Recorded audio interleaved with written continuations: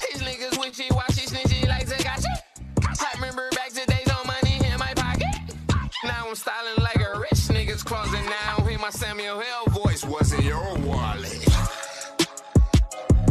I got that fire. I got that fire. I got that fire. Fire. I got that fire.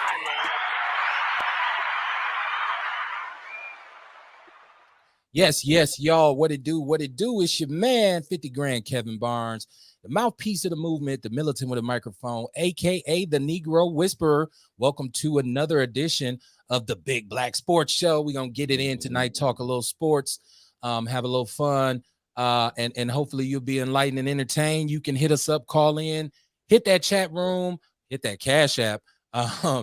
Or you can just take the phone number and call in, man, and contribute to the show. I'm not alone. What's going on, my brother Deacon Mikey Davis? Peace and love to you. You already know about that. I see him in the chat room. I'm not alone though. I got my partners with me. I got an esteemed guest, and I got my co-host, Mr. Purdue, accomplished, printed, published author. What's going on with you, bro? What's going on, bro? Coach Tank in the house. Yes, y'all. Man, holding on like a hubcap in the fast lane. How that book doing? I know you got a copy. Show the people the book. Show the people the book. Always. That's right. Full back, man. Full Pick that back. up. Support my brother. Full back. Get that book. Hey, it's a good read, fellas. Yes, sir. And tonight I have a very special guest. I hope you all are tuning in. I hope people got enough time to get linked up. I know we come at you pretty fast sometimes. So you're like, damn, I've been meaning to see it. I don't know how many brothers tell me that all the time. Like, Kev, I'm gonna watch your shit. And I don't hear from them, and I don't see them in the chat room. But I got a special guest tonight because I felt like I need to have a conversation with him in regards to what's going on in our city with our kids. My brother, tell these people who you are and what you do.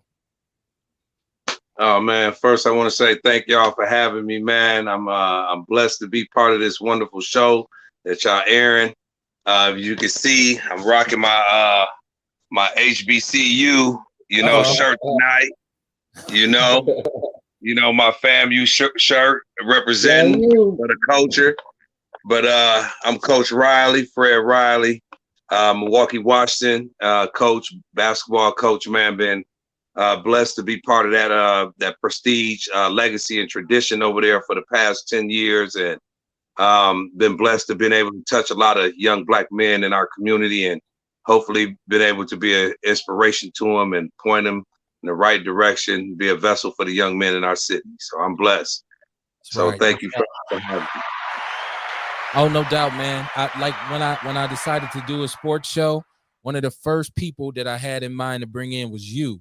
And I said, you know what, I got to get my brother on here because I know you have an in-depth perspective on what's going on with our young people. And you just talked about touching our brothers and making an impact on the youth. And that's what it's all about. And at our stage, the stage of life that we at, that's all is really required of us is to mentor. They say each one teach one. So I'm glad you're here, man. And I want people to make sure, look, follow the People's Network because I'm on Monday nights with Outlaw Radio. We're on Tuesday nights with the Big Black Sports Show. Back at your ass tomorrow night with another edition of Outlaw Radio. And then we do Outlaw Nation on Thursdays, which is buck wild. Like last week, I had my brother Kamar on with me. He sat in with me. Man, we had a good time. And I do it like that because I feel like Outlaw Radio a lot of times is very serious. It's very topical. And we talk about a lot of serious stuff. So, and I don't want to pigeonhole myself. So I like to have a good time and laugh. And I want my people to know it's okay to laugh. So on Thursday nights, I just talk about all the stuff I normally wouldn't talk about, like, because I normally don't talk about celebrity stuff. I normally don't really care about celebrities. I don't care about Hollywood and all that. But I get into all of that pop culture, a lot of hip hop on Thursday night. So make sure y'all tune in with that. But like I said, tonight I got this brother Freddie Riley here, and I want to have a conversation with him about a lot of things, man, but primarily about city conference athletics. And this is a conversation that we've had many times on the Big Black Sports Show because I myself coached high school football here in the city for about 10 years. And my brother Tank, how long you been coaching? Man, about 15 now. Okay. I know we coached together at Madison before, we moved around. So, but it's the WIA playoff season for basketball. And that's, I was never really a hooper, right? Like, believe it or not, right? Like people say Kev couldn't hoop, right? Like, surprise, surprise, right? But I never really was much of a hooper, right? I wasn't blessed with a crossover or a jump shot or a layup for that. I was more of a football player, but my son plays basketball. So over the last few years, I've just been kind of following him around, getting to see what's going on in the city, getting to see the AAU thing, and now he's in high school. So I mean, he kind of blew it off this year with his grades, but he'll be back. So it gave me a different perspective about basketball. So I wanted to talk to my brother tonight about basketball and it's playoff time. And normally you upstate or you in the playoffs, correct? Right. This something a little different for me that I got to get used to this year. Hopefully I ain't got to get too used to it. Hopefully next year we'll maybe be doing a show from up in Madison. Okay. And I hope so, because it's always a good look. Listen, the craziest thing is we've been getting our heads kicked in football for a very long time in the playoffs. But when it comes to basketball, the city of Milwaukee used to represent strong. Like it used to be damn near given that you'd have 3-4 city teams upstate competing for that gold ball, and things have changed for a lot of different reasons. And we're going to talk about why things have changed over the years in terms of why the city is not as dominant in basketball as it once was. And we'll get to all of that as we run it down. But first, I want to get the people to know who you are. So let's talk about who is Coach Riley. Where is he from? Where's he from? I'm right here, right in our backyard of our city. I grew up right here, west side of Milwaukee, Westline Housing Project. Grew up playing basketball, football at Silver Spring Neighborhood Center. Been blessed to be coached by one of the best ever in the city of Milwaukee, Bobby Ricardo. Rest in heaven and soul. Went to John Muir. Everybody know John Muir, which now is called Carmen Northwest. John Muir Eagles back then, one of the prominent middle schools that produced some of the best talent play or grace the floors of high school basketball. Played high school basketball at Hamilton High School under Jim Jones, a Hall of Fame coach.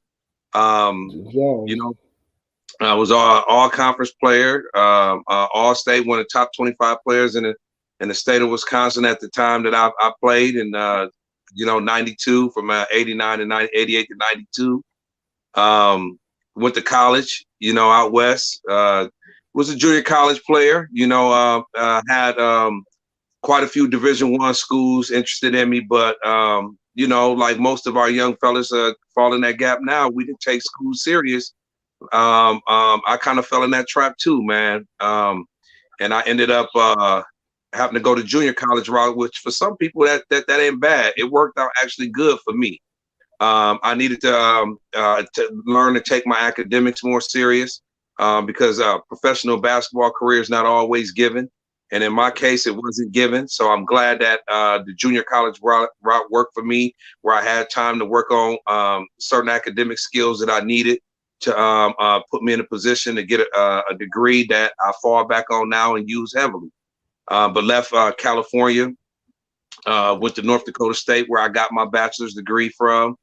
And then came home and began to, try out for several semi-professional teams, a couple of free agent camps, and never stuck. So I fell back on my degree, and I've been working in the education field for the last 22, 23 years. Okay. And I like to say, I kind of echo that sentiment because I was one of those academic casualties as well. And I went JUCO, and the junior college route worked out for me because I wasn't necessarily academically ready. I still had a little Capital Drive and Atkinson in me that I had to shake off. I still was a different cat back then. So just getting up there, and especially the culture shock of really getting out of the city. I know one thing JUCO did for me is it took me out of Milwaukee, and it helped me realize that the world is way bigger than 17th and Capitol and 19th and Atkinson. And I met different kinds of people, and it put some pressure on my back because my family was now looking at me saying, we expect you to make it. So you got to get this done. Absolutely. You know, and I could no longer hide them grades like I did when I went to King, like from my mom. So, you know, I had a coach who actually he's in the Hall of Fame. We're all in the Hall of Fame. Thank God I'm in the Hall of Fame up there too. He would send, you know, letters home to let my mom know what was going on academically. And I still remember getting them phone calls. And I had this how I had to hold the phone because my mom was on the other end threatening all kinds of physical corporal punishment. So my partners, like my teammates, like, damn, that's your mom's. Like, we see why your ass so mean now, like it's on the field. So yeah, so JUCO worked out. We're gonna talk about JUCO too. But so you are what we would call a person who's inspirational for like your story for a lot of young people if they listen. And you know, I've been in education and social services for about 21 years now myself. And I feel like I can help any young man if I can get him to listen. And so a lot of times when we sit them down and we tell them the story, because they look at us when we work in these schools and in these organizations like, he don't know nothing about the hood. He don't know nothing about the block. He ain't never been out here, you know. And I had to explain to them a lot, like, you ain't even half as bad as I was. Like, and I ain't saying bad like tough. I mean like horrible. Like I was fucking horrible. So, and I tell them all the time, all them blocks you on right now, I was on them in the 80s, the late 80s, early 90s, when Milwaukee was a dangerous place. And so a lot of times when I tell my story, I see a lot of young men, sometimes the light bulb comes on, like the young brothers that I've been able to help go to college through football. When I first spoke with them and let them know where I come from or how I came up, the light bulb comes on and they say, oh, shit, I could do that. Yes, you can. You know, you can. It's not what they say about you, right? It ain't, you know, always say, my mom used to tell me, you might have done some of the things they said you did, but you ain't who they said you are. Okay. Right. So you got to know who you are so you can get this thing going. So I commend you on, you know, being willing to give the time back to the kids. I don't know how many brothers in my neighborhood, when they say, Kev, what you doing now back in the days? And I say, oh, you know, I'm teaching school. They say, man, you fucking these badass kids. I would, man, please. I would, man. So it takes a special kind of brother to really want to go back, because these kids will test your patience and they'll push you to your limits. So I give you a lot of credit and a lot of props, man, for just being an asset to the community. So shout out to you. Hey, man, I was told by, you know, a man I respect dearly that if I ever made it, I don't owe him nothing. Just give back to the youth, be a vessel to the youth. And that's all I'm trying to do. So I took those words to heart, and I give him my word, and I'm gonna stand on that to the day I die. Yeah, man. Ain't it funny how you can meet? Because I know my high school football coach, you know, the way he kind of reached out to me and helped me. It just for me, and this is like an old white dude, so it wasn't even like he was a brother, or, you know, he was just a white man, and he was good. You know, he had his good teaching career, nice home, you know, doing pretty well for himself. But he saw something in me that I didn't see in myself, and I always, the way he reached out to me and said, no, I'm gonna make sure, if nothing else, you play on the next level when you leave here. It always inspired me. So when I started to coach, I kind of felt that same thing. Luckily, rest in peace to Dreb. First of all, Jim Dreblow, who's my coach, he died a couple years ago, but I actually got to work in the same school with him when I started to teach school. So, you know, it was a little, sometimes he made me a little mad when I would come in the office, because he would just go into these stories like, y'all don't know who this is. I'm like, Trev, you know, chill that shit, man. And so, but he was one of them dudes, man, and you know, like I said, young black male, he didn't have to help me at all, but he just felt like there was something that I had that I didn't see. And I feel like that's what I try to do with young men now, is when I recognize something in them, I try to let them know, like, bruh, you got what it takes. You just got to get it right up here. You got to get your mind right up here. So, and it's a shame that more brothers don't get involved with mentoring and you know, my son, every young man that he's ever been friends with, they gotta get to know daddy too. Because if you want to hang out with him, I got to know who you are, what you about, because I can call it before it happened. So I already know if you want to be a little baby thug life, but I make them little dudes, hey man, stand up straight, look me in the eyes when you talk to me, okay? What's your name? Where you come from? What you want? What you interested in? You know, so You know, and my father was like that. My father was the neighborhood pops. Like when we go somewhere, my pop, why you taking all these dudes with us? You know, they don't have fathers. You know, I didn't understand it then. And he's asked me like, why you worried about it? You ain't paying anyways. It ain't your money. Pops, you know, he's a good dude like that. So I know I worked when I coached at Washington, you were coaching at Washington. So I know you were an integral part of the building. Like you were in there, and those kids, you know, you can tell when you have a rapport with the kids, because as soon as you hit the door, here they come, boom, all around. You're like, damn, I get to my office. I don't even got my keys out yet. So how you move on a day-to-day basis, man. So that's why I have a lot of respect for what you do. And, you know, my brother Tank is the same way. You know, I've watched him sacrifice his personal time, hot, sunny days, out training kids. Hell, one day it was about 100 degrees. We had my son out on the field.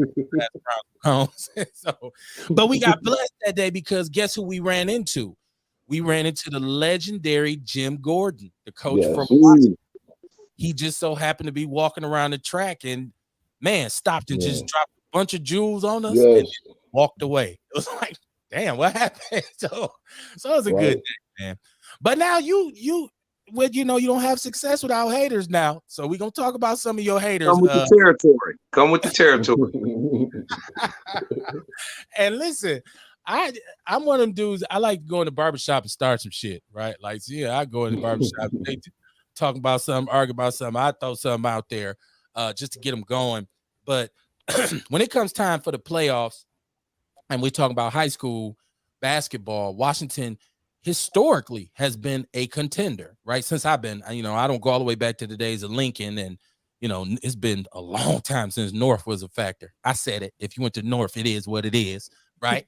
Hey, but North had a good run this year, man, in the city. Colombo Kadima is doing an awesome job, man. Like this year, North fans have something to really be proud of and cheer about, man. What he's doing with that program and turning that program around, man. Like he really need to be commended. And honestly, he should have been the city conference coach of the year for what he was able to accomplish and turn that program around. But you know, it kind of worked out that way. But he should have easily been, you know, the coach of the year for where he has brought that program to. And you know, I did put a story in the People's News Network, which is my sister group. I put a story in there about the success that he's had at North, because 2 years ago I was the career coordinator at North Division. It was maybe 3 years ago, maybe longer than that. Damn, I'm old. But I was a career coordinator, so I got to know him, and he's a fellow King alumni. So I had a lot of good conversations with that brother. He's a good brother, and at that point, I think that was his first year actually. So even then he talked about what he wanted to achieve, and it wasn't really about X's and O. I mean, wins and losses at that time. It was about, you know, youth development and providing an outlet for some of those young men in that school. So you're right, they did have some success last year. So he's, you know, much love to him, and much appreciation from the community. You know, as educators, as coaches, as mentors, we're unsung heroes. You know, it's not a whole lot of instant gratification in it. Your name can spit in those barbershops, like I said, but you know, people ain't bending over backwards to give you credit, you know. And I know we spent, Tank and I, you know, 100-degree days during fall camp out there coaching with kids, and you know, it's not like we were in contention for a state title. We was doing it for a cause, not an applause. So, you know, you got to really have love for the craft in order to do it. And I feel like coaching is a fraternity, because if you a coach, like, absolutely. Yeah, you got to earn that for somebody, for one of your peers to see you and say, "What's happening, coach?" Like, it means something, right? It ain't something to be taken lightly, you know. Other than that, they just call you by your name, like, "What up, Jim?" Like, he ain't no coach. But like, when I see cats who I know was dedicated to it and really involved with it, we acknowledge each other. "What's happening, coach?" "What's up, coach?" You know, so it's a fraternity. So, you know, I would encourage a lot of young men who are playing now to understand that eventually you won't be able to play sports anymore. You know, it's just Father Time is undefeated, right? Like, so. Well, hey, I just want to mention that a few shows ago, we were talking about Black iconic coaches in the city, and we were hard pressed to come up with a lot of them. But Freddie, at some point, people are going to have to give you your respect for all the years and all the time that you've put into keeping Washington's program afloat. Not only are you keeping that program afloat, you're keeping the city conference afloat with what you're doing. So we want to give you your flowers, man, and let you know that you're doing a great job. And the goal is to teach these younger coaches to bring them in and follow your blueprint so we can build on what you're doing. So I just wanted to say that, man. Hey, great job, bro. Great job. Yeah, there you go, right there. There you go. What's up, Shorty? Hey, that's my son Elias, man. He's gonna be the next one, man. Hopefully, he's doing some awesome things at a very young age, academically in school, that make Dad real proud of him. Yeah, that's my man's right there. Yeah, my son is actually at AAU practice right now. And so, but with my son, I'm gonna be honest with y'all. I didn't expect him to be an athlete. I really wasn't. I really thought he wouldn't want to play sports. He was 3 years old when I started coaching, and I had no expectations because I said, it don't matter if he plays sports or not. It's my boy, right? Like, it's my son. I don't care. But it just so happened that he just became a leech. He literally fell in love with it at 3 years old. Like I see our players from Madison, and rest in peace to Mike Jones, Mo. I got to say that every time. Mike. Rest in peace to Mo, who just was murdered last month. And rest in peace to Dan Carson, who went to Washington, who I coached, who was murdered. Shout out to all the kids that we coached in that program. Yes, that football team that year. What was that? Yeah. A lot of them still, they follow me on social media. A lot of them still follow me, and will every now on my birthday, I'll get messages from them like, Coach Barnes, you was mean as hell, but I loved you.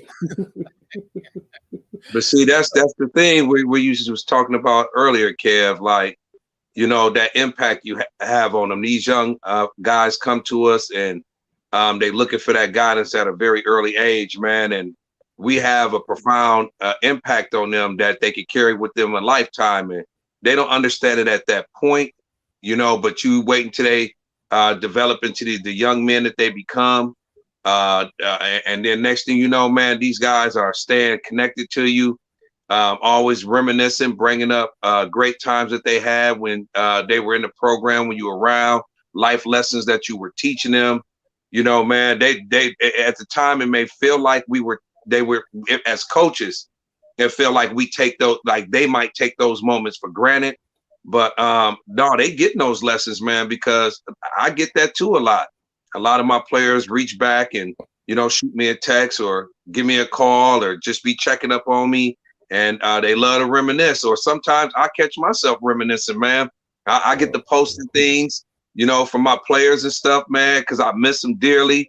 And just be, sometimes letting them know when I can't talk to them, whatever, they might see the Facebook post and they know, like, oh, okay, Coach thinking about me. You know what I'm saying? So yeah, you absolutely right in that sense, man. Like we had these connections with them, these lifetime connections and bonds that, they carry forever. Yeah, man. I always talk about my boy Travion Billings. A kid, and he was the first class of kids that I coached, right, at Madison. Like, I met this kid, I looked at him immediately, I saw it, right? Is that Bruce Leroy? When you got that glow, I saw it, right?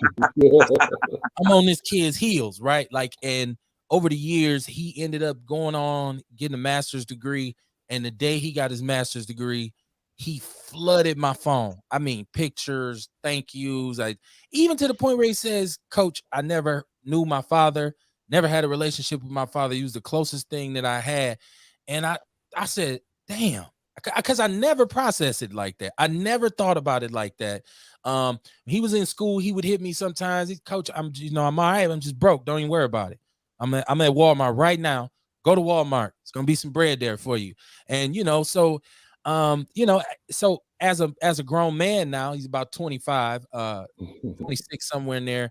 If he's ever in Milwaukee, he's going to hit me and say, Coach, you and Lil Kev meet me. Let's eat. So we'll go sit down and eat and just talk. And I look at it, and even my wife, like he knows my wife. Like I used to take this kid home with me, man. I'd barbecue, but he played so hard for me, it didn't make no sense. I literally could point to somebody and say, knock him out, and he go do it in a game. Like, I used to be like, I love that kid, man. Right. So but it's those relationships, and it's been many others. So, you know, if nobody else will give us credit for that, I'm gonna give us credit for that.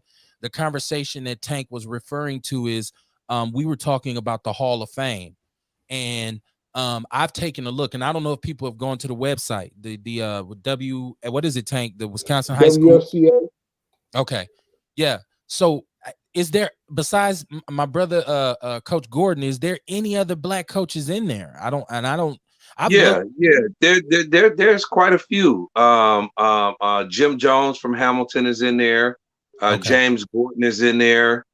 Let me see who. Al Jackson. Now, this is basketball, yep, right? Coach Al Jackson from King is in there. Yeah. There are quite a few. Some of them a little older. I know that they've been working on trying to get Phil Jones from Bayview in there. I know at some point he should be inducted into that Hall of Fame. I think Marcus Hines at some point, if not already, he should be working his way to be inducted into that Hall of Fame. Hopefully myself. They take a hard look at my resume and what I've been able to accomplish in my tenure at Washington, and they give me a look. It's some in there. It's some in there. We got some. Now this is okay because the WFCA, Wisconsin Football Coaches Association. So there's a lot of basketball coaches that are making a Hall of Fame, but I guess in other sports, our presence is not really felt.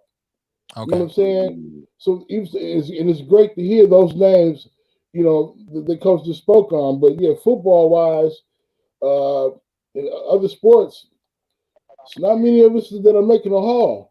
And what's that's real unfortunate because I think when the people think about being inducted into the Hall of Fame, they thinking about just the success, of wins and losses. Sometimes I don't think that should be taken in consideration. It's part of the formula that they should use to induct, coaches and players into the Hall of Fame, as well as their accolades that they receive and things like that. But also look at the young men that they developed, that they impacted. Look how they changed the culture. They built, they created a legacy or a tradition somewhere that necessarily didn't even have one.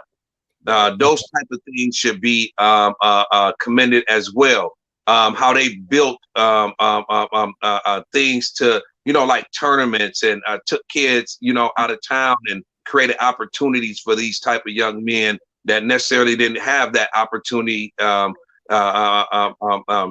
they were getting in their own region. Sometimes these are some things that should be factored into that equation as well. And I think, if they did, consider some of those other things to think about those areas, then I think we would have a lot more. But because they only looking at a certain area or a couple of things that they factored into their formula, that's why a lot of our coaches are getting left out. And I will say this about football too in the city. A lot of those Hall of Fame coaches, especially from the era that we were coming up in, they held on to their damn jobs forever. Them men, those white men had 30, 40 years. Like, coach, you've been here since it was like leather helmets. It's time to go. Right, man. And so football coaches do not want to let go. Yeah, and the brothers who come through the city now, it's a whole different game because everything has changed now. Like the demographic, the socioeconomic factor that goes into coaching in the city of Milwaukee is ridiculous. Okay, so like I tell people all the time, if you're gonna coach in the city, you ain't just a coach. You's a social worker, you's a mentor, you's a driver, you a babysitter, you an academic advisor, you are, I mean, to the point where there's mothers who depend on you. They call you, call the principal. What the hell you calling me for? Like, it's like, but I started to understand. I started to understand that what she's hearing at home is you. She's hearing about you. She's hearing your name. So she's looking at a lot of these sisters who got these boys. They say, look, I can't hardly talk to him. Coach Barnes, talk some sense into this fool before I kill him. And so sometimes I do have to get on, man, look, sit your ass down, man, for your mama kill you, boy. So it's a very, very, very, very special bond. Okay. And I'm one of those dudes who was lucky enough to have a world-class Hall of Fame father. Okay. And I know the bond I had with my father in terms of him teaching me the rules of masculinity is irreplaceable, right? Like I still say this all the time. I wish I was half as good a father as my father was, right? Like, and my wife tells me all the time, like, don't put that pressure on yourself. Like, even my brother is like, dude, don't do that. But I'm like, look, that's the measuring stick. I'm not even, and I consider myself to be a pretty good dad, but my father was just that extraordinary as a father. So when I do form a relationship with a young man, I try to kind of emulate that, to let him know, first of all, I'm all about your best interest. Like it'd be nice if you become a pro athlete and you blow up and you get large, but I ain't even really caring about that, because I done seen a lot of us not get past 19. I done seen a lot of us with skills, talents, whether it be rapping, whether it be singing, dancing, football, basketball, whatever. And he loses his life, or he gets incarcerated. So he loses his youth. So my concern is always, look, I want you to make it. I want you to be able to get to the point where you can look back and say, woo, man, I came a long way, but I still made it. I still persevered. And I think that was the thing that we were kind of discussing is, and that's a good point that you made. I think some of these coaches in the city right now, at the end of the day, because I look at a brother like Kadima over at North, but also the football coach, Mikhail. Yeah. He's been sticking in there with North for a long time. Right? Yes. And when I was there, I was still coaching at Washington. So like I was just talking trash the first day. Like, we gonna beat y'all 58-0, right? Like, so don't get mad when y'all see me with my gear on when I come in. And you know, he was like, he came to me and he extended an invitation for me to join his staff and was like, look, man, okay, you can coach. Come on over here. And I Mikhail Harrell, man, he do an awesome job. And not only that, he coached football. He supports the basketball team. He even doing track and field right now. You know, Harold, man, he's another coach that is really underappreciated, man. And a lot of times they don't really focus on how much of an impact he's making, because they look at the school he's at.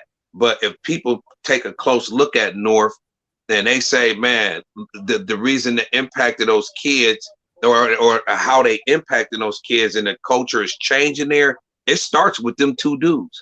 It starts with them two dudes, Columba Kadima and Mikhail Harrell. You know, and then I want to throw another one out at you, man, that don't get no respect, man. Which, I mean, if you really look at what he has given up to come back into the city and try to come back and have an impact on our kids, be a vessel for them. Steve Calvin over at Texas, head football coach at, you know, wherever he went, he have won. I mean, this guy coached on a collegiate level. I had an opportunity to work at professional NFL professional camps and come back and try to all that knowledge and training and discipline and stuff, that those resources that he have, he's trying to build that everywhere he go and give our kids a chance. And he's one of those guys that they don't acknowledge and give that credit to, that deserve it, that so willingly deserve it. Right. And shout out to Steve Calvin, because he went to science just like me in North Dakota. Like we actually argue, we argue because he was on the 92 bowl game team And I was on the 94 bowl game team. So whenever I see him, the first thing he say to me is, you know, we'd have kicked y'all ass, right? And I'm like, it's like we go back and forth. And we played them. We played Marshall when he was coaching at Marshall. We played Marshall in the playoffs. Did one year. Phenomenal job at Marshall, man. Took them from the bottom to the top.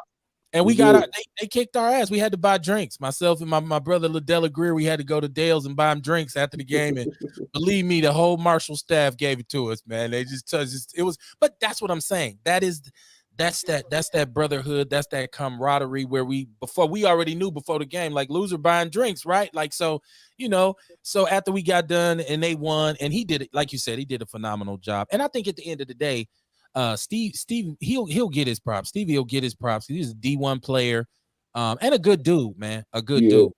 So I think he'll get his credit. I think he'll go into point, man. Earlier today, we was calling and conversating, man. And we was talking about having to get together and, do some, like you said, that brotherhood, it don't matter what sport it is, man. We all play sports. And when you play sports, it is a brotherhood with all of us playing sports. And, man, good dude. I talk to him all the time. I was concerned about him a little while ago because his health. Yeah, looks like he's real healthy now. He told me he was on his way to the gym. He getting his reps in. I said, okay. I said, I'm going to get with you. But I'm proud of him, man. Real proud of him. He's taking good care of himself. And I can't wait to get with him, see him real soon. Yeah, I was happy that his health was due. I heard that his health was, he was an uptick in his health. So definitely. I see your man, Kamar Carter, put the comment on the screen. He said, what's good, fam? He said, #day1. And I know last time you was on the show. And that's little bro. That's little bro. And he's normally with me. That's my co-pilot, man. That's my homeboy right there. That's family. That's family right there. Kamar, man. Kamar stuck with me with this Outlaw Radio shit when a lot of cats was running for cover. So I can't say nothing. I couldn't say nothing bad about him. If he said something bad about me, I'd be like, nah, well, that's his opinion, right? Shout out to Kamar, most definitely. And we'll be on with Outlaw Radio tomorrow night, and he'll be on. Shout out to the brother Relly Ja too, who's the newest member of the family, who's a phenomenal, real smart brother. Just man, if you tune into Outlaw Radio, you see this brother. This brother's got a couple books out like you. The funniest part is he got a book called 10 Ways. Is it 10 Ways to Be Your Own Dope? And he has one called 40 Ways to earn $40 for women or something like that. It's crazy books, man. And it's all about self-improvement and it's higher level thinking. So shout out to him. But so let's get off into it a little bit more. Like I said, you're controversial because a couple years back you had the whip, what they would consider. You had a mega team that everybody in the city was hanging their hats on, that would bring the gold ball back to the city. And shout out to you because I see your boy Mike Foster is getting some pro money now. So he's a success. And I know that there's a lot of, not you, but there's a lot of people in this city who, for a lack of a better term, they're hanger-ons. They want to, they want to be part of something. One of my partners, Michael G, always tells me Milwaukee is a city with what they call the tallest midget syndrome. Because he always say, ain't nobody from Milwaukee shit. Everybody want to be the tallest midget. So, but so you had this team and everybody felt like, because you had this world, and I was lucky enough to be at Washington coaching at the time, and they felt like you should have won state. Everybody was anticipating you winning state. You got further than a lot of these cats will ever get. But so there's a little controversy. So cats try to take a boo-boo on your name. I know you ain't deaf. I know you ain't blind. So what do you say to these cats who be fat mouthing about you in the background about what you did or you didn't do? Hey, really, to be honest, Kev, I if it was earlier in my career, I'd have paid attention to it. But those whispers that I perceive it as whispers. I really didn't pay no attention to it, man. It comes with the territory. People always gonna have something to say. You're gonna have your naysayers. You're gonna have your supporters. And my main thing was this, man. We play basketball. And we use that sport as a vehicle to get to our young men to try to help them in life. Along the way, yes, we competitive. We competitive as hell, man. We want to win every game. We want to put these young men in a position to reach that last game. And that's what we were shooting for, to get to that last game. And we said, if we're going to get there, we're going to put forth our best effort to try to win. It was just unfortunate for us 2 years in a row, man, that, we ran up against two teams that was, wanted it just a little bit more. They made a couple of more plays than us, You look in both of those games, man. You take the 2018 game against Kakana. We up 6 points with a minute and something left. We pretty much had that game in control. And if you go back and look, we gotta, you don't want to always put something on the officials, because it was really pretty much in our hands to manage the game towards the end. But a couple of calls we didn't get. I think would have made the difference in that game. We blew a big time defensive assignment where, the player of the year, Jordan McCabe, came down and hit a big time 3 on the end. We didn't hedge a screen that came out, and he came right off of it, got a good look, and he knocked it down, which put him right in the game. We came down, and the guy grabbed Michael Foster, swung him to the floor. You can see that clear as day on the TV, and we didn't get that call. Jonte Martin went to the hole. Deontay Long went to the hole. Should have got an and one on a call, but he didn't get it. But, we don't cry about that, because at the end of the day, we got there. We had a chance to try to win it, and then turn around to the following season and double down on it and come right back. And if it wasn't for, people making questionable moves and, bringing, kids from other parts of the state down to, joining alliances with another school, we probably would have won, because really the game was La Crosse Central, and we beat them 2 years in a row with the Davis boys. And we ended up spotting them 11-point lead in the first half, Nicolay. And we played them even in the second half, and they ended up winning the game by 11. I was blessed with a very talented team. We had 3 players that was ranked in the country. 2 of them that was probably ranked in the top 10 at the time, and Trey White and Michael Foster Jr. But both of those guys were young. Mike was a sophomore. Trey White was a freshman. Mm-hmm. And we had veterans and our role players that came off the bench, played big time, gave us big time minutes, and Ramon Blakely and Jimmy Brown and Jonte Martin, and spearheaded by our big dog Deontay Long. But Mike and Trey was fairly young, man, and we was dependent on them to, a lot. We depended on those guys a lot. At a very young age, and they showed that they was dependable like that we can depend on them. They was creditable. They were who everybody else thought they were. They was, and like I said, we got there 2 years in a row. We were runner up 2 years in a row. When you think about the state tournament, man, it's not often that you even, get to a championship game, let alone even get upstate.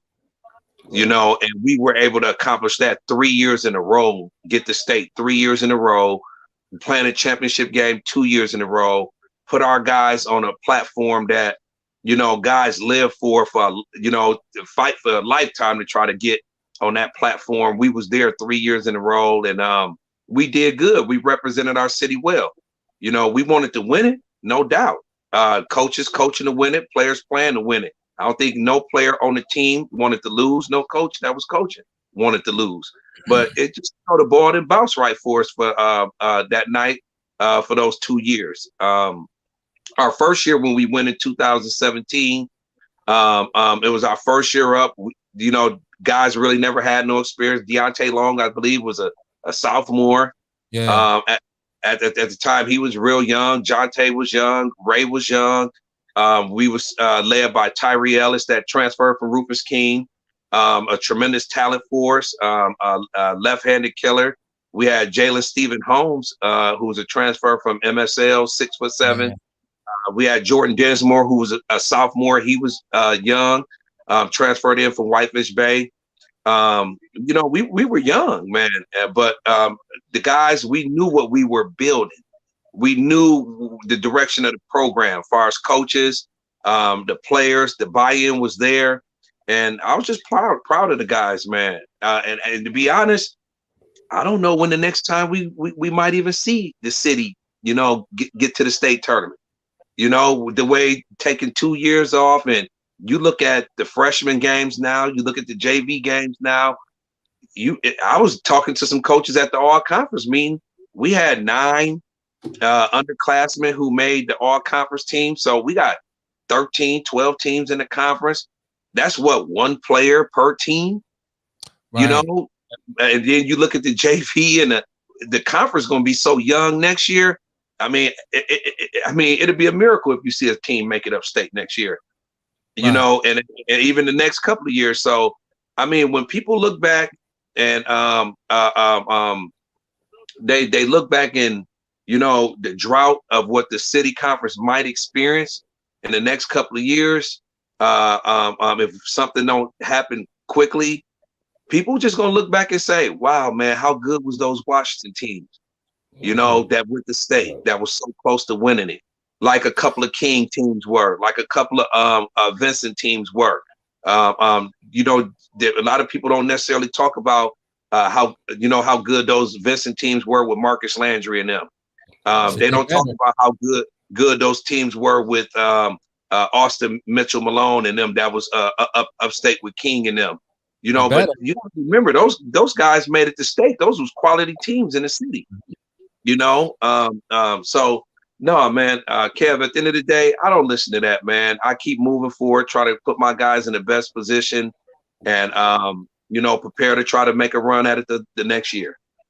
That's what's up. And shout out to my boy Jamal Turntime, Boo, who I know that's your partner.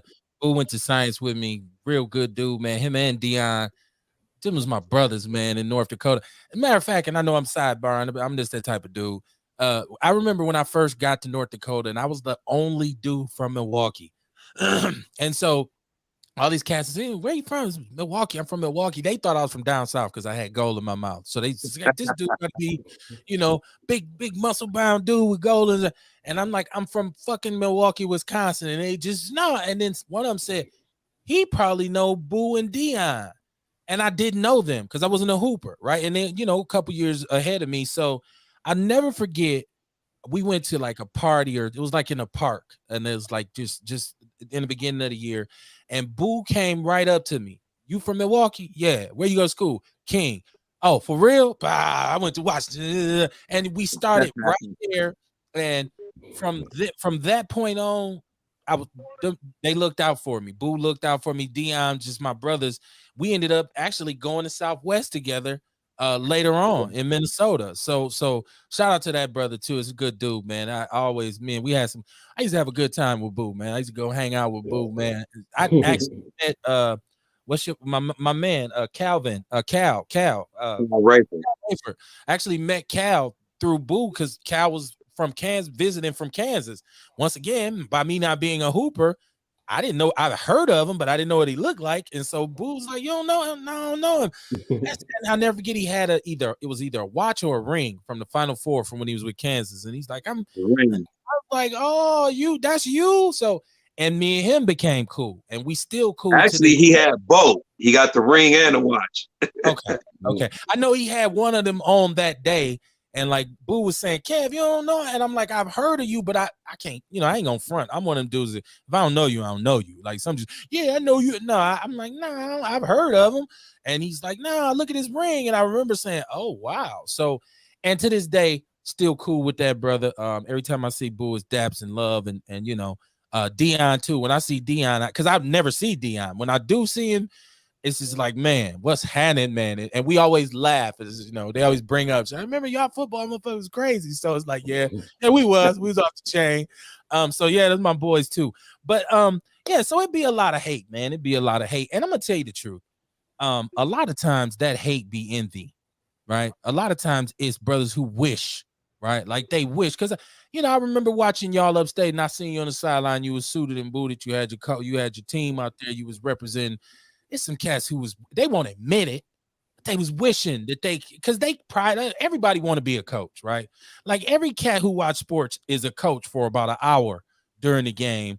And like, you know, they coaching from the stands. They'll tell you, man, you should have ran this, you should have ran that. And it's always like, whatever, man. It's, you stay up there, right? So I'm glad you don't listen to that, man. And shout out to my boy E too, Big E, who coaches with you. Eric Williams, I think. I don't what's Big E last? Yeah, because I worked at St. Charles with E. Big Yule. No, Yule too. No, Eric Williams. But you were coach with me too when I first started. Yeah, Yule, that's my man. So I know all them dudes, but I worked at St. Charles. E, man, he was a good dude too, man. We used to chop it up a lot. But so yeah, man, I'm glad you don't, because I don't listen to him, because I used to have cats laugh at us all the time, especially what I call Black Friday, which is the Friday when we go to the playoffs. And we gonna come home with our scalp missing, and you know, kids, they beat y'all what? And I'm like, yeah, that's all right though. That's all right, man. I was fortunate enough to see a kid walk into camp in August who could barely get in the stands. And we turned that kid into a player. We went to the playoffs, dog. And that's not, see, in football, everybody don't get to go. Well, now it's easier. It's easier you now. Gotta win I think you got to win like half, or you got to have a 500 or a couple of games over 500 to get in for the playoffs for football. It's tough. Yeah, it's tough, man. So you know, I learned a long time ago that I'm not paying that no attention. But I will say, like I said, coaching in the city took a lot out of me. After 10 years, man, I was deflated. Like when I left Washington, and then we went to Obama for a couple years, and I was just like, I need to sit back and relax. And my son was getting older. And so now he's a sophomore in high school. So I'm starting to feel that need again. I'm starting to feel that urge. And I'm going back. I gotta finish this dissertation for my PhD, and I'm waiting on my back. I had some issues with my back, and I'm on the upswing from that. But I'm going back. But I'm going back this time with a mission. I'm going back to build a program. I'm going back to develop players. I'm going back to set up a system that our kids can succeed at. And I'm going into a school, and I'm telling you, when you do that, that success is gonna come, because that's where I started. I didn't come in saying I'm winning championships or conference championships. My thing was about building a legacy and tradition, you know, bringing back that legacy and that tradition that was forgot at Washington for a while, you know, and I knew what I had to do. So, you know, it was all about that with me. And I knew if I build it right, I knew the players was going to come. And then I know if I get the right players, I know what type of coaching I do. I said, hey, that's going to happen. You know, I think that's kind of one of the things that I kind of struggle with, Kev. You know, like if you look in the past, when you have a coach who have had some success like I have had, normally in the city, you know, you have our city people normally from the past would say, our kid going there. We're going to let that coach my kid. It was never talking about the academics. It was never talking about safety. Because at the end of the day, we knew the coach was going to make sure that kid was okay. And it's not like that anymore. Times have kind of changed. And I think that kind of hurt, because you look at every kid that I pretty much had. I graduated like 98% of my kids. It's only 2 kids in the 10 years that I've been coaching there that I didn't graduate. That's great. Two kids, and you think of all the players that I had, 2 kids that never graduated. And it wasn't like we didn't work extremely hard, me and the administration and guidance and teachers. We created so many opportunities, but they just didn't finish. But it was only 2. Those kids, I had 1 kid in my whole program since I've been at Washington that really even got in trouble. Okay. That really even got in some trouble. That, like, you could really honestly say was some trouble. And we got that young man out of that trouble, out of that situation. Right. You know, our school stepped in along with some support from his mentor from Silver Spring Neighborhood Center. We all came together and we made that alumni at Washington. Big shout out to Mark Wade. Shout out to Alderman Willie Wade. You know, these are people who stepped in. Anthony McHenry stepped in, and we got together and said, we're gonna do what we got to do to save this young man. You know, and we made that happen. But when you look at my track record, our families in the city should be saying, that's a proven guy. That's a credible guy. That's where I'm sending my child. I know that one thing about it, that kid is going to graduate. That kid is going to get into school somewhere.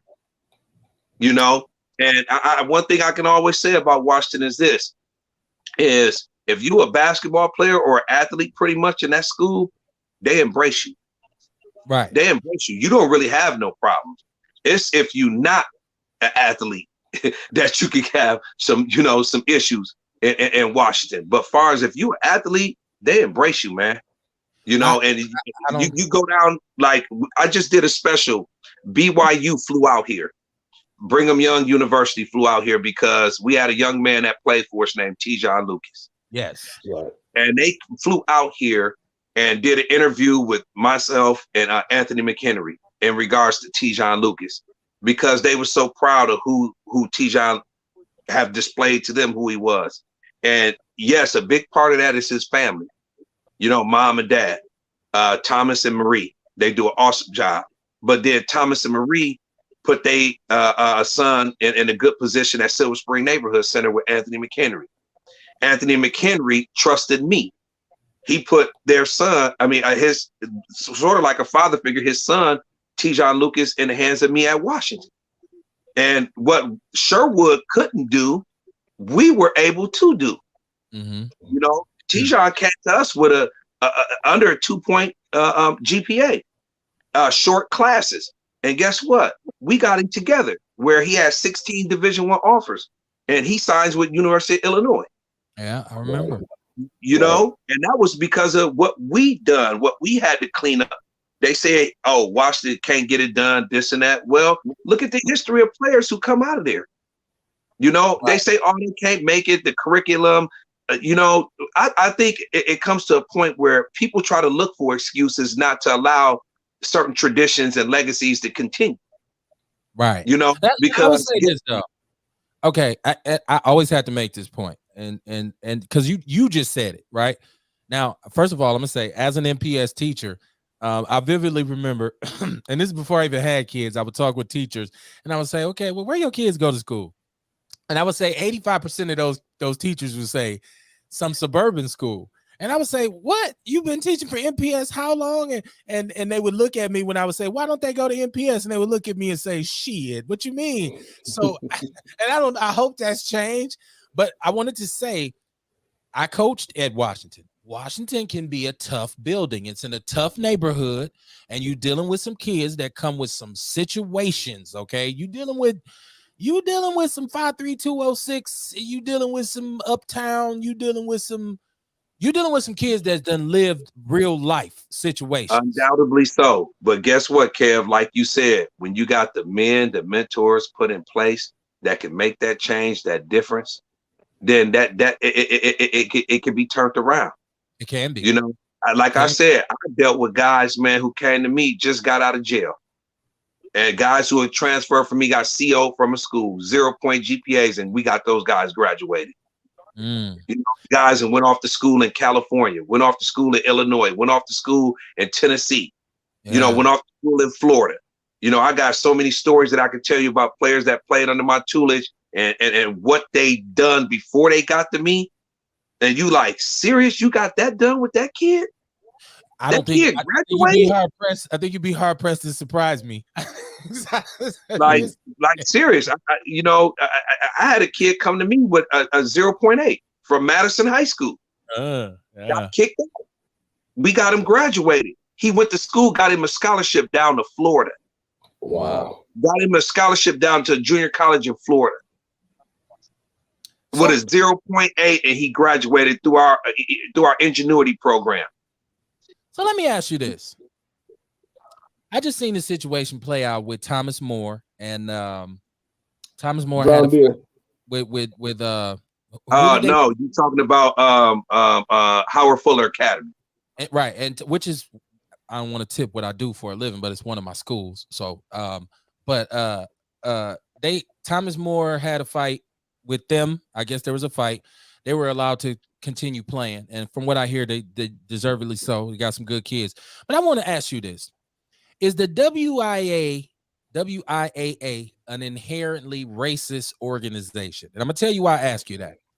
Because when you represent the state of Wisconsin, which is 86% white, right? And we know 85% of the 8% of minorities who live in this state live in southeastern Wisconsin. So when you walk around the north side, it might seem like, damn, there's plenty black people here. But in the grand scheme of things, this is a big state. And when you go north, even, especially after you get outside of Madison, you like, damn, where am I at? So the WIA has to govern this whole state. Do you believe that they are racist because, not just because of that, but do you believe there's some racism involved with how they govern sports? I'm a believer of this, Kev, that racism exists everywhere. Not only just in white people, it exists in blacks as well. Racism is everywhere, man. I say we have seen some unfavorable calls made a lot of times to our kids. I think initially what the WIA took a stance on was the right call, because in their bylaws, the rules say if you fight, you lead a bench, you suspended. Just clear, flat out. I know if that was a city team, we wouldn't even seen the rest of the playoffs. And I think they took the right stance on that. They made the right call on that. It was just that Thomas More took it to court. They got ruled an injunction that allowed them to continue to play. That's not on the WIA that the judge granted them an injunction and allowed them to play, because later on, when the case get litigated in court, it could be reversed. Could be.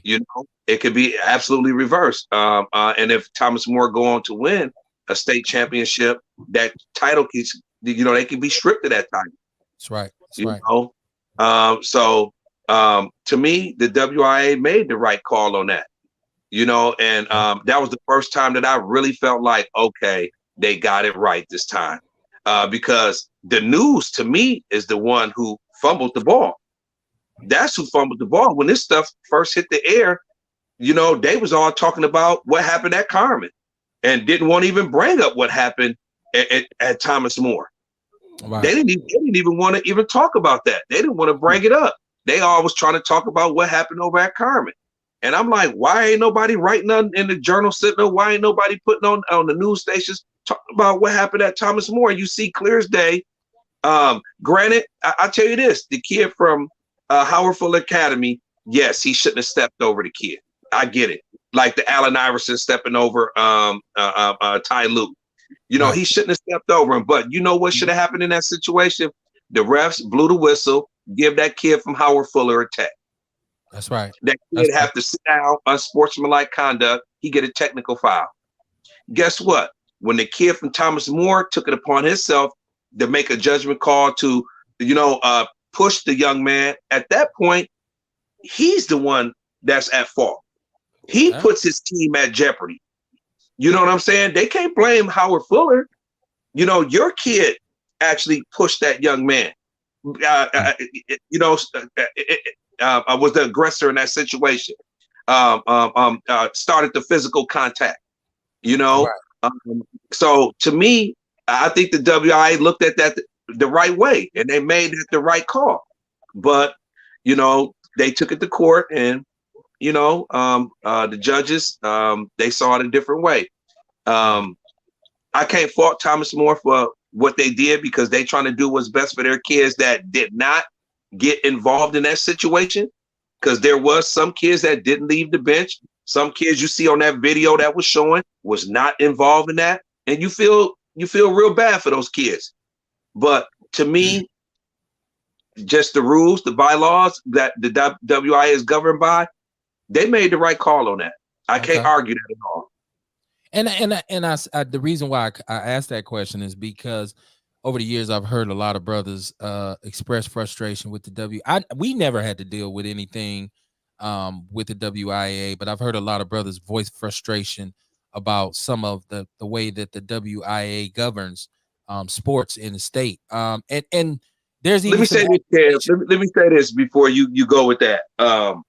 The WIAA is governed by another governing body called the National Federation of State High Schools.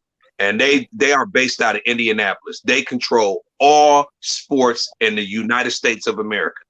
They have rules that if you are a state school or a non-state school, you have to follow those rules. The WIAA is considered a state school. You know, they deal with state schools.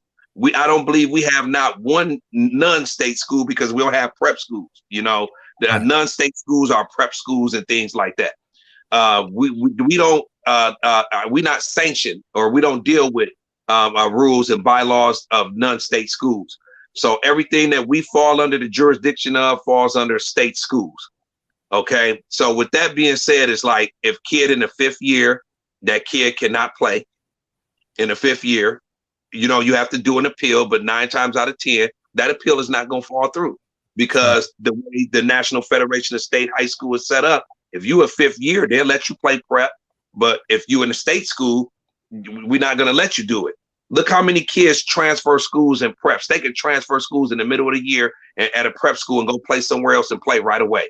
I've seen kids transfer in 2-3 schools and was able to play right away. But if you in a state school, that you don't get that luxury. You know what I'm saying? So it's tricky. It's not necessarily everybody want to blame the WIAA. It's not the WIA. These battles are fought with the National Federation of State High Schools because they make the rules that the WIA have to follow. I'll say this.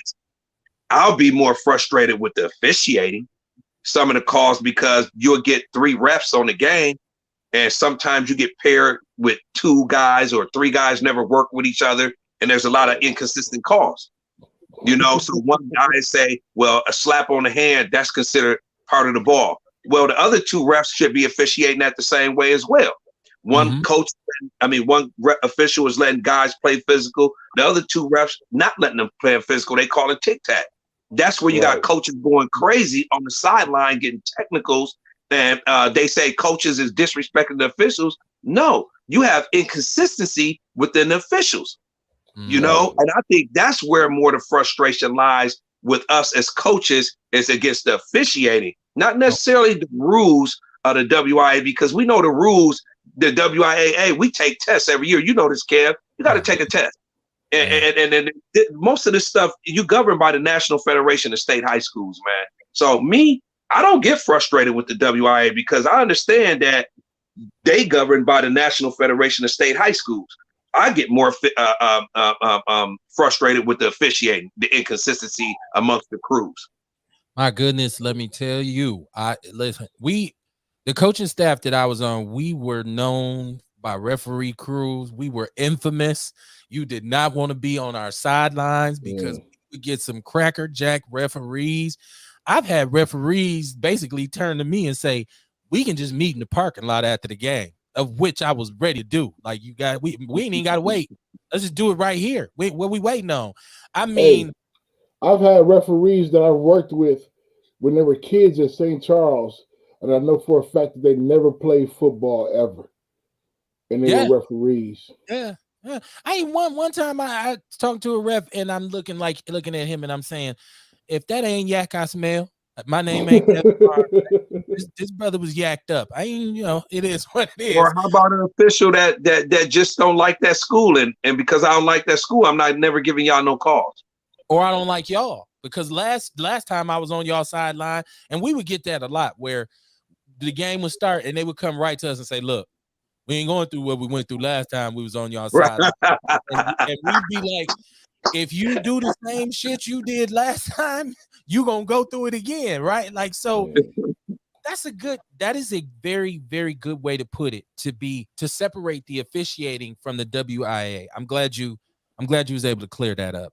I want to talk about city conference athletics, because my interest, like I said, I'm looking now, because I want to bring back some sort of honor and some sort of validity to especially city conference football, because there was a time when we didn't necessarily get beat 75-0 in the playoffs. We were a little competitive. We fought when we went out to those games, but I do understand from working in education and social services that things have changed in the city to the point where parents are putting their children in schools all over the place now. Like myself, when it came time to go to high school, my son was at Golda Meir, and I honestly took a look at MPS and I said, I just don't, because he didn't want to go to King, like myself and my daughter.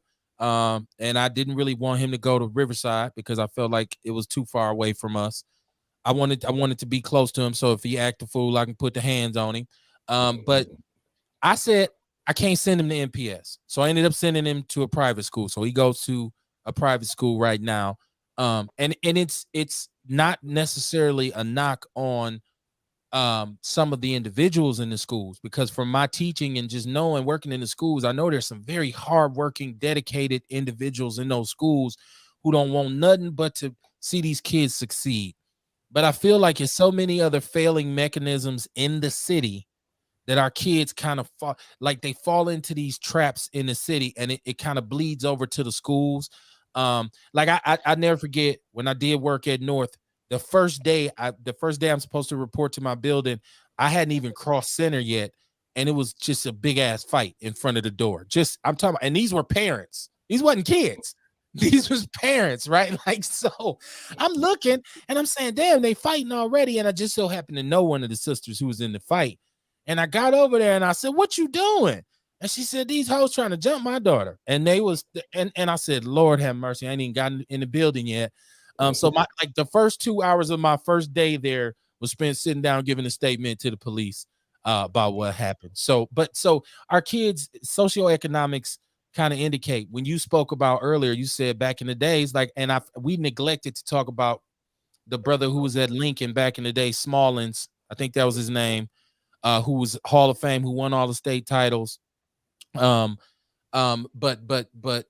I remember that the conversation that he had with an interviewer saying how much MPS had changed, and people ain't putting their kids in those schools anymore like that. Like it's hard for me to say, because even though my son is a basketball player and I know you, it was hard for me to say, I'm gonna send you to Washington and let you play for Riley, because I was more concerned about what's happening when he ain't with you. Like it's, and you know, I just said, you know, it would be within your best interest to get you somewhere else. But I'd like to see that change. I'm a little. Yeah, I'm gonna say this though. When I worked in Washington for 10 years, I went around and checked on all my kids. I went and checked on all my kids. I had my players in my class that I was teaching, ethnic studies or my Black and Latino male achievement class. I had my kids in there. I had assistant coaches that was working in the building that when we checked on these kids, I had teachers where our email and cell phone numbers would call us when these guys was out of line. You know, we was in the hallways when the bells rang, you know, and then they was always good during school. And then you had some smart parents like T-John parents or McHenry and them, Keontae and them, when school was out, they was picking their kids up. They wasn't allowing them to just freelance and go out school, go out the door and walk, you know, where you can really get in trouble. They were smart enough to say, I'm gonna pick you up after school. You know, you're not riding the bus. You're not riding the city bus, the yellow bus, where anything can happen. You know, they knew I had a good grip on them guys in the building. We had a great, to me, we had a great supporting cast of male, African-American males in the building with Marlon Boyd. We had Greg Bonds. Out to Bonds. We had Jamal Turntine, myself. Yeah. We had Carlos Hubbard, Mr. Hub there.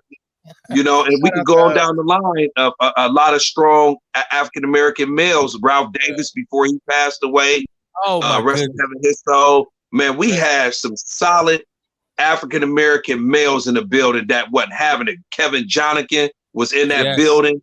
You know, we had it on lock, man. When I say we had it on lock, it wasn't going down, man. For real. Yeah. It was the problems would occur when they would get outside of the school. Like stuff that happened in school, we can manage that stuff, man. We was managing that little stuff.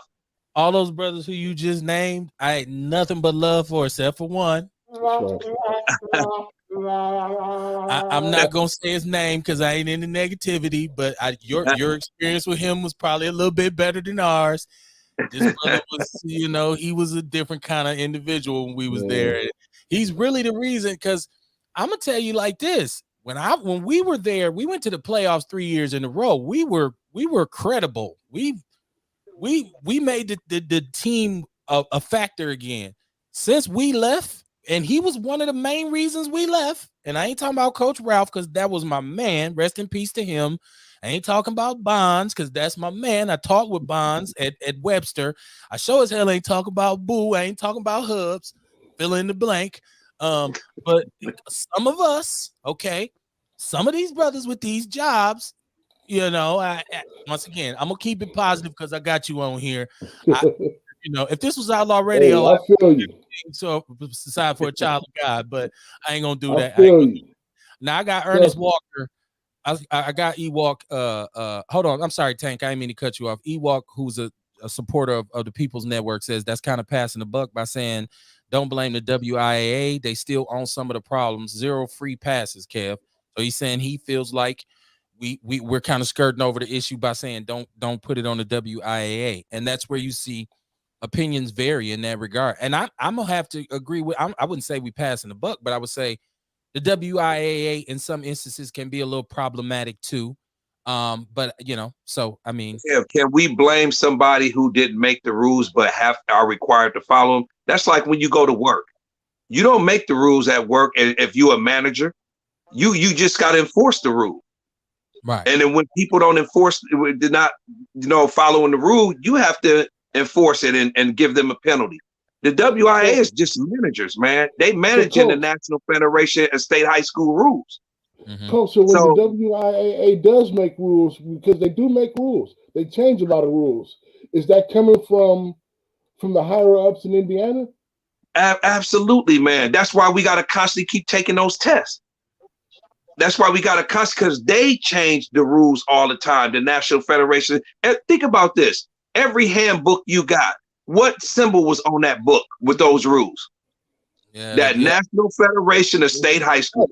NFSH. Yeah, you're right. You know what I'm saying? So all they doing is managing their rules because we consider the state school, and state schools are governed by the laws of the National Federation of State High Schools. And see, this is the thing. This the thing that we gotta, a lot of our brothers, we gotta educate ourselves on this stuff, man. We want to point the finger because it looked like the WIAA is their own entity. They have you thinking that, but they really not. They governed by the National Federation, and let them not follow one of those National Federation of State high school rules or break one of those. Watch and see what happened to the WIAA. So I get it. It looked like we supposed to point that finger at them, but I've been in this game, skin in this game. I got a lot of skin. I've been in here 20, 22, 23 years, man, and 10 as a head coach, man, for basketball. I know who to blame. And, that's why when I first came into this, I used to blame the WIA all the time. Stuff, whatever went wrong, man, I used to blame the WIA for everything. Until I started to wake up, you start to go to some of them coaches' meetings. You start to pay attention to what's really going on. You're looking at, I was all like, nah, this ain't them. When I had to start traveling to get approved to go out of state, and I had to see who really was approving the stuff that the paperwork I had to turn in for me to go out of state. The WIA was giving it to me, but it was through the laws that the National Federation of State High School has set for state schools. Like when I was trying to play prep schools, I couldn't play certain prep schools or play a certain amount of teams. Like we couldn't play in teams that was over 16 teams. Like say if you went to Myrtle Beach, if they had 32 teams in it, we couldn't play in it. They just changed that rule. The National Federation, because you have coaches fighting to change certain rules all the time that we know that they have in place. Why can't we play prep schools like Mount Vernon? Why can't we play Oak Hill? You know what I'm saying? But we can't because that's the rules that they have set up. It ain't the WIAA. Okay. They just managing the National Federation of State High School rules here in Wisconsin. Okay. Now let me ask you this. Because like I said, my son, for some reason, and I don't know where he got it from, he had some talent on the basketball court. it didn't come from me, right? Like, I don't know where it came from, but so it forced me to become an AAU dad. And I had a partner who told me early on, he said, "Lil Kev play basketball?" I said, "Yeah." He said, "Well, I tell you what, get ready for the clown shit." I said, "Well, what you mean?" He said, "He's gonna have to play AAU, and AAU is going to introduce you to the clown shit." Now, I was a Pee-wee. I coached Pee-wee football in Milwaukee too, out of necessity, because my son was playing. And so I know that the parents in Pee-wee League football can be delusional and just my goodness, space cadets. And that's why as a coach, I would always have a parent meeting in the beginning of the year to tell them, listen, there's two things you don't do to me. You don't determine playing time, and you don't talk to me during the game when I'm on the sideline. If you want to talk to me, there's a way to do it. But we won't discuss playing time. We won't discuss strategy. We won't discuss the offense or the defense. If you are concerned about your child, I understand that, and I'm willing to engage in that conversation. But when it comes to what I do in between these lines, it won't happen. Okay, so, but when I got into AAU with my son, some of the stuff I have seen at tournaments, some of the behavior I've seen exhibited by some of the coaches, some of the ethics that I've seen in terms of the battle for kids and just, I'm gonna go behind you and underneath you and snake you to get this boy over here with me. And I'm gonna go to this tournament and I'm gonna use this kid even though he ain't with me. And I mean, so you know why, Kev? You know why, Kev? Because they're not governed by anything. Okay. Like this is what another thing that I learned too about, summer basketball. That's what I call it, because you do have AAU, Amateur Athletic Union, and then you do have just basketball entities like the Adidas Gauntlet. You got what's the other one that they be playing in, the Nike one. They got so many of these tournaments, but all these tournaments are not governed by AAU. Okay. They're not governed by AAU, man. The AAU tournaments, the AAU tournaments because the AAU symbol is on their paperwork. When you have to turn in your paperwork for the team to play and all that stuff. A lot of these tournaments are just tournaments put together. They put together, man. They're not governed by the AAU. They put together by Nike, Adidas, Under Armour. They put together by some big AAU program, not AAU program, but some big sponsored traveling team, and they play in these tournaments and stuff. But a lot of times, man, some of this stuff is not even AAU, man. That's why they sit up here and they able to do the things that they do and get away with it, playing guys that for different teams and all that stuff, man. They're not really governed by anything, man. There's nobody watching over them. There's no checks and balances within a lot of these tournaments, these basketball tournaments. I ain't gonna always put it on AAU. But I say this, man, what messed AAU up is when you got big shoe companies coming in. When you got big shoe companies coming in and they putting a lot of money into a program and they have the say so. And where does team travel? They got the say so in who should be on that roster. They have the say so in who should be coaching. And if you really look at it, man, a lot of these powerhouse AAU teams, they got the star player daddy coaching them. They got probably some big time or retired drug dealer or something coaching them. It's not really nobody like that's been like in coaching, like take for instance, you got Anthony McHenry over at Silver Spring Neighborhood Center who run the Spartans. That's creditable right there. He's executive director. He's at MAS now, though, right? He at MAS right now, but he was at Silver Spring Neighborhood Center. He was the executive director. But see, that's creditable right there. You take Vic Barnett when he was the running Rebels. That's creditable right there. every program wasn't like that, man.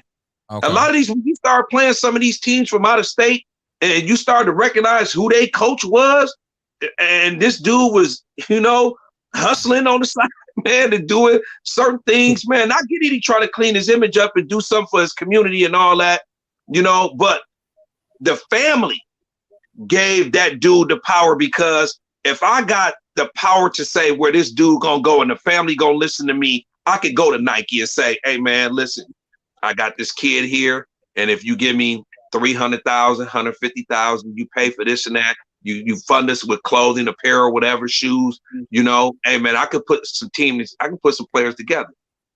And that's how they get a team.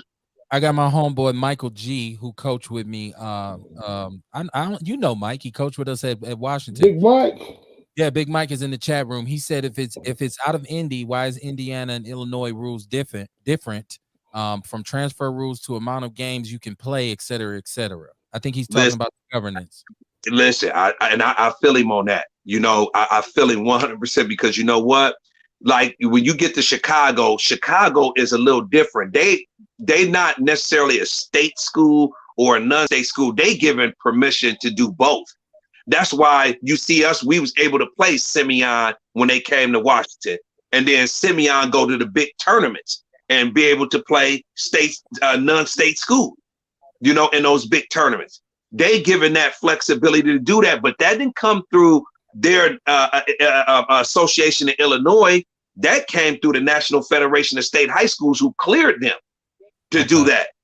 Like say if Washington want to play non-state schools and stuff like that, we do have to fill the paperwork out through the WIAA, but it get cleared through the National Federation of State High Schools. Okay. Now, so I want to ask you this.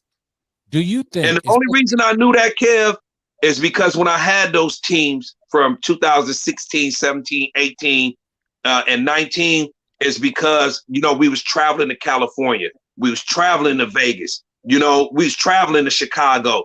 We was traveling to Minnesota. And that's how I got educated on a lot of that stuff, man. Okay. And shout out to, I seen y'all in California with my boy T Jeezy. And his son he went to Southwest with us, man, from East Palo Alto, California. Man, Troy, I love Troy. Listen. Troy was my roommate at one point.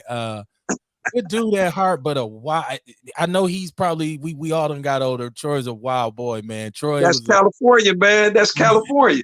Oh my goodness, man. A good dude, but I'm just like a couple times, man. I thought I was about to have to throw Troy off the balcony, man.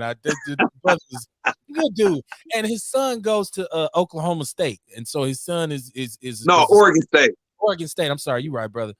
He's a starting safety at Oregon State, so I'm just like I see it all the time, and I'm like, boy, God bless that young man. If Troy was his daddy, because Troy was a character with a capital C. I know that was Boo Homeboy. It was T Jeezy is what we used to call him.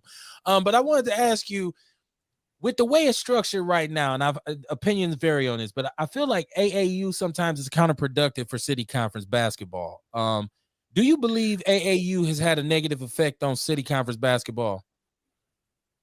I don't want to say a negative effect, because it has provided a platform to give a lot of our kids some notoriety and places where a lot of coaches just don't come here to the state of Wisconsin. They really don't come here, man. If they do in the Midwest, they going to Chicago, they going to Michigan, they going to Ohio. They really not coming here, man. But because Tone Kiro was able to do some things with NY to LA, with the luxury of the Running Rebels, the Spartans, Playground, Warriors with Ike and them, we had some very good AAU programs that were able to was benefiting from that. So I don't want to necessarily say it hurt, but I do want to say this: AAU is not for everybody. To me, AAU is for those advanced players who have worked on their craft, developed those skills. They are elite players. They should be put on that platform to go play and showcase their talents against everybody else in the United States. The problem has happened because you got 100,000 AAU teams now, or basketball clubs over the summer.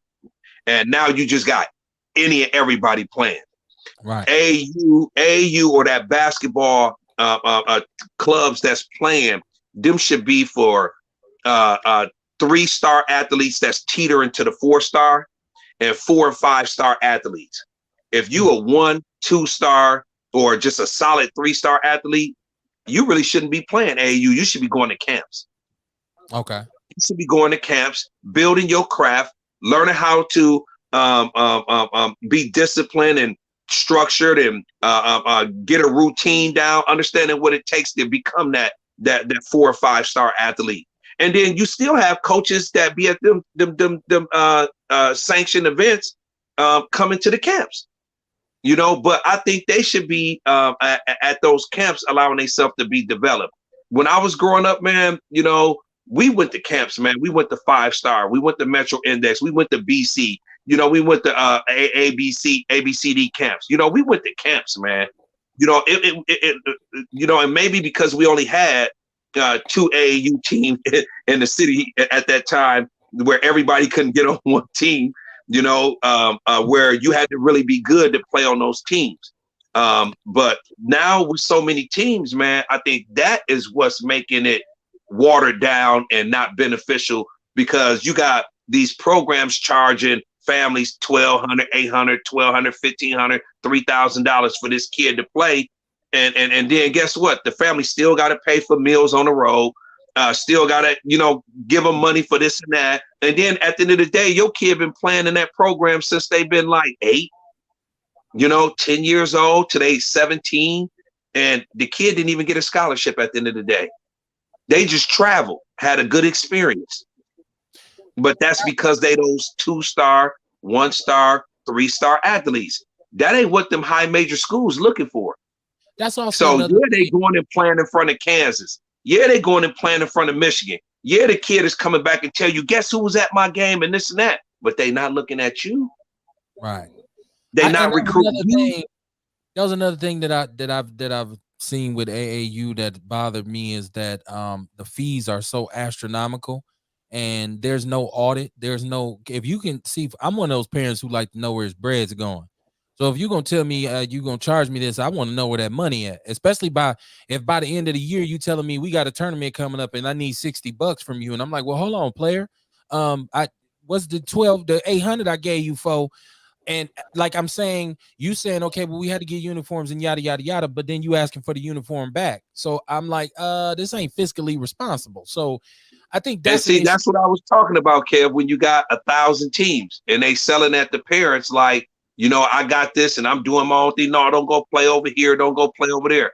I think one of the things that I saw that was a flaw was like, if you sponsored by Adidas, Nike, Under Armour, you got a sponsor, man. Why you charging? Why you charging? Yeah. Because that company, that sponsor, have already paid for that stuff. Right. That supposedly. So when you got them sponsored and they it's paid for, and you still charge $800 to this and that, you right, Kev. Where is it going? Yeah, because AAU coaches are not supposed to get paid. They're not. And I see Mike G, who's in the chat room. He is the one who told me initially, because Mike is, you know, real tight with a lot of AAU coaches and a lot of the players. So he's the one who told me initially when my son was about 10 or 11 that what I was about to encounter. He's also the one who introduced me to Rick Spicer, who worked with my son and really got his game up. Spice one, baby. Yeah, Spice was a good dude. Now I say one of the issues as a football coach that we always had with AAU coaches here in Milwaukee, and in some cases basketball coaches, period, is in most cases in high school, kids are told, play all the sports that you can, right? You got 4 years to be great, go do it. And so when it came to football, here's a kid who's marginal at best. Maybe he's 6 feet tall, and they're using him as they're using him as a forward because he can rebound. He's scrappy. He has a skill set. Now, Basketball wise, he may be NAIA, maybe, and that's on a good day. Football wise, he might be at least Division II. Like, because I look at that kid and say, man, you 6 feet tall, 230 pounds, and you can run. You need to be playing linebacker. And you got 6 feet and playing forward in basketball. He don't have a snowball chance in hell of making it, man. I know. I'm gonna keep it 100. I made that as bad as I could. But I mean, I'm saying he could be 6'2" and 6'3" and 6'4", man. This guy's played 6'4" position right now in high school, playing center. Mm-hmm. Man, Kevin Durant is 6'11" playing a 3. Right. But so I'm saying, like, let's be realistic about this, man. These coaches tell these kids, don't play football, you're gonna get hurt. And so when he's done using this kid, senior year, the kid don't get no basketball look. And I'm looking at the kid saying, if you'd have just played football, you probably be going D1 right now. Yeah. So, hey, Kev, I'm gonna keep it real with you, man. And you probably know this from when I coached at Washington. My kids got to play a fall sport. Right. They have to. And basketball is not in the fall. So they're gonna either play soccer, they're gonna play football, or they're gonna run cross country. Right. They're gonna do one of them. They have to be in a fall sport. And we had some of those. Go ahead. Sorry. So, as we talk about the kids' skill level, we talk about if they're a 4-star athlete, if they're a 5-star athlete. Okay, in my book, the first chapter is called "You Ain't No Basketball Player, Fat Boy." And when I moved to California, I used to play basketball a lot as a kid. And I played at the Boys and Girls Club, and I actually won a championship with Stacey Ogilvy and Tracy Murray. I played with those guys. I also played with John Harrell from Troop. He was also on the team. But the thing I noticed is this. So, I'm a short, little fat kid, but I love playing basketball, and I was pretty good for my age. But the next year, when I went out for my middle school team, I realized you are not a basketball player. The skill set has shots through the roof. The size of the kids has shot through the roof. I knew then this is not your sport anymore. When the kid, what is the advice that you give a kid that wants to continue playing, but their skill set is just not adequate for college ball? I'm gonna be very honest with him. I understand, because I was in that position, man. Football was my first love. And I didn't start playing basketball and get good to the end. I really wanted to go to college and play football, but where my options, lie the best for me was through basketball. So I'm gonna give you a short little story about a young fella that played on our team, Jonte Martin.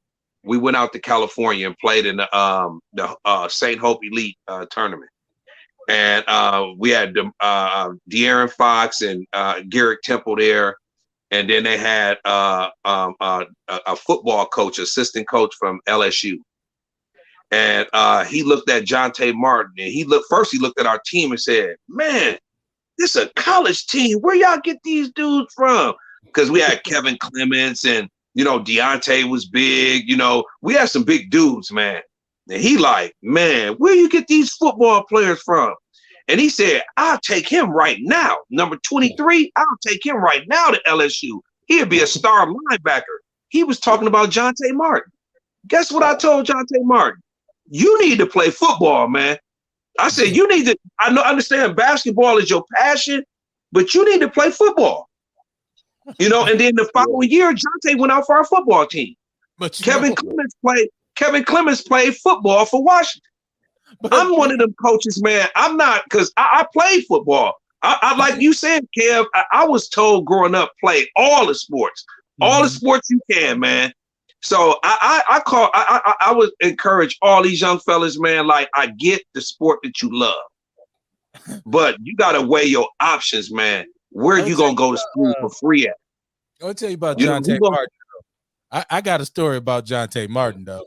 Look, so on the heels of you telling him to come play football, right? Like, and football is a different sport. It's a different mentality. It's a whole different kind of mental conditioning, right? So Jonte came out, athletic dude, nice size, like you said, could run. put him at. I personally wanted to put him at defensive end. I was overruled. Put him at linebacker. I said, I don't think fundamentally he understands coverages enough to play linebacker. But that's where we put him. And he was with us for a minute. But I guess the coaching styles of football and basketball are different, right? And so in football, I'm right here. With you. Like and so you got to be able to take this. And I had to take it because I had coaches so close up in my face. I had tobacco juice on my, and I'm not a dude that you do that to. I've always, especially when I was young, I'm an ass whooper. You get up in my face like that, I tell you quick, coach, you get the fuck up out of my face. I didn't do it to football coaches, but I'm saying I took it. So, man, that dude came apart on us in the game, and really it was just because I asked him. I know he felt a certain way because he got beat on the coverage. I was just, as a coach, was what I always do is make sure everybody knew what we were supposed to be in so it won't happen again. So I'm saying, did you not hear the call? Man, this dude came apart on me. I'm talking about he came with the fuck you hoe ass nigga. I beat your. I said, what in the blue blood is going on? To the point where my man, where Greer had to tell him, you take that shit off and leave. His mama took him home from the sideline because he just lost it. And I said, I did all of we had you sent those basketball players to us. I remember because you used to be at the practices. And Kevin lasted until the end with like 3 games left. And then he was like, I'm good. And so it didn't translate. And I think that's because it happened too late. I think if they had came out earlier, because I don't think you should come out for football and play your senior year. I think you got to go through freshman, sophomore, junior, and then shoot earlier than that, man. If you can get them going in 8th grade, pee-wee ball, man, get them going. Yeah. Look down in Florida and Texas, California. These dudes are playing ball, man, at 6 years old, 7 years old, 8 years old. But I'll say this, like if I think the coach from LSU looked at it from his body perspective. Yeah. He didn't know Jonte. He didn't talk to him. He didn't know if he had a passion for anything like that. I think he just looked at his body and said, that's D1 body. Yeah. You look at Kevin's body and say, that's D1 body. Huge. You know what I'm saying? Jalen Stephen Holmes. Yeah, Jalen Stephen Holmes was 6'7" and played, I think, tight end or receiver for y'all. Yeah. You look at the body and say, oh, that's a D1 body. But like you said, Kev, it's other things that factor into that. The mental, the psyche, the work ethic, the commitment, the toughness, mental and physical. There's a lot of stuff that factor into that. Shout out to Dante Holmes, who's Jalen's dad. I worked with Dante at St. Charles for a very long time. So he actually came up to me and said, Kev, take care of my boy. I said, your son is 7 feet tall. If you don't get your ass away from me. Hey, we sent him out there to play football just to get tough. He was really skinny, but he tried to hang in there, but it's just his body just, he said, Coach, I just, I said, I understand, son. He was a good kid though. And he went on to play college basketball too. So, shout out to him. But like I said, once again, sports are one of the reasons why I do a sports show is because it's so important for us, for an opportunity. And it ain't all about going pro. And this is what I hate. I hate parents who are living vicariously through their children because I'm like this. Look, I played college ball. It paid for my college degree, my college education. I was able to elevate. It took me out because I'm going to tell y'all, and I tell everybody this, if it wasn't for football, I don't know, either I'd just be getting out or I'd be waiting on the date. That's how severe shit was for me. Growing up in over there where in that situation. So I tell kids all the time. Now, when I came home from school, I vividly remember cats coming up to me saying, damn, Kev, you was cold as hell at King. What happened? Why you ain't go pro? And I would tell them, I got a degree. I am going pro. I am a professional. I don't know what you're talking about. I just got a bachelor's degree. I'm the first male on both sides of my family to get a college degree. I'm going pro. But my point is, for me, it ain't even about, like, even with my son, I could care less if you a draft pick or not. I want you to get an education, son, because it'll improve your stock. Now, If you come to me and you say, Dad, I'm just not interested in the liberal arts education, then I say, well, let's come up with another plan, because you got to do something, because you can't stay here forever, right? Like, so we gonna come up with a plan. But I see so many parents at those games, there is zero accountability. If you have a great athlete and you can't hold him accountable, you are doing that kid a disservice. There's a very well-known basketball player in Milwaukee right now who has a great deal of talent. He's very talented. He has zero accountability. And I rarely do I say, when I work with kids, because I've worked with teenage felons, residential treatment, adjudicated teenage felons. I've worked with them all. So I rarely will I say a kid is, is useless. Don't even, with this kid's attitude, some of the things I've seen him do, I say he's uncoachable. But the adults around him are such enablers, because they just want to be attached to a winner. They just want to say, oh, he made it to the league. Hey man, give me $5,000-$6,000. But these kids, those attitudes from these kids won't make it, because I can tell kids all the time, when you get to college, you're dealing with coaches who pay their mortgage for this shit. And he ain't gonna jeopardize his program for you. He's gonna send you home. Me and Mike talk all the time, and we call it a bucket of chicken and a bus ticket. Because you will get my freshman year in college, I seen cats getting bus tickets. You ain't what we thought, son. This ain't gonna work. Brothers is crying. Motherfucker took my scholarship. Anyway, you did fumble 3 times in 1 quarter, so it's always the YMCA, brother. Like it's. How about you don't even make it out of the summer training? You can't even break in your bed good enough because you ain't got sent home. Dorm, player. You didn't even get to the dorms. So, and that's something that I would like to see incorporated back into high school sports, is character development. And the one thing that I tell young men all the time is, the one thing about this is, I want you to have character. I want you to have integrity. It's fine if you a stud. It's fine if you can hit and run and jump and do all this stuff. But if you an ass and you don't have no socially redeemable qualities, I can't help you, because I'm here to teach you. I need for you to be a stand-up cat. I need for you to be a real. So I think that's where the AAU thing I fall into a issue with, is because there's zero accountability for some of the top kids. Like, they get to walk around and do all kinds of stuff, and I'm sitting there as a parent saying, y'all letting this little dude, I see them say things to coaches, I see them do certain things, and I say, dude, you go to a D3 camp, you ain't gonna make it out of August, because them coaches they ain't trying to hear it. They ain't gonna jeopardize. I was told by my football coach freshman year, I'll send your ass back to whatever project or hood you came from. And I was looking at him like, fuck you talking about? I ain't from no projects. Our house bigger than yours. I've been to your house. What you talking about? So I just feel like it does a disservice when there's no accountability. Of course, it can be a good thing. I vividly remember Rick Cobb was my mom's insurance agent, and he came to talk to my mom one time and found out I went to King, and he just got to talking about, oh, Otto, all these dudes, they play AAU for me. But he knew those dudes like they were his sons. He cared on whether or not they. Hey, that's who I played for. That's who I played for. I was on the team with them. That was our AAU team.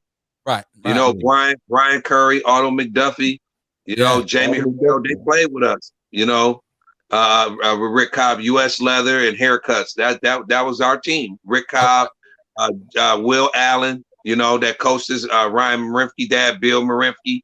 That was our coaches.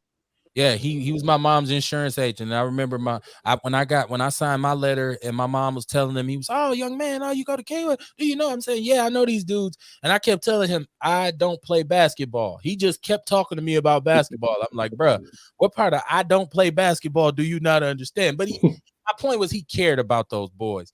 So before you go, I want to address 2 more things before we let you go, because I know it's getting late, and y'all got to stop me because I'll go all night. But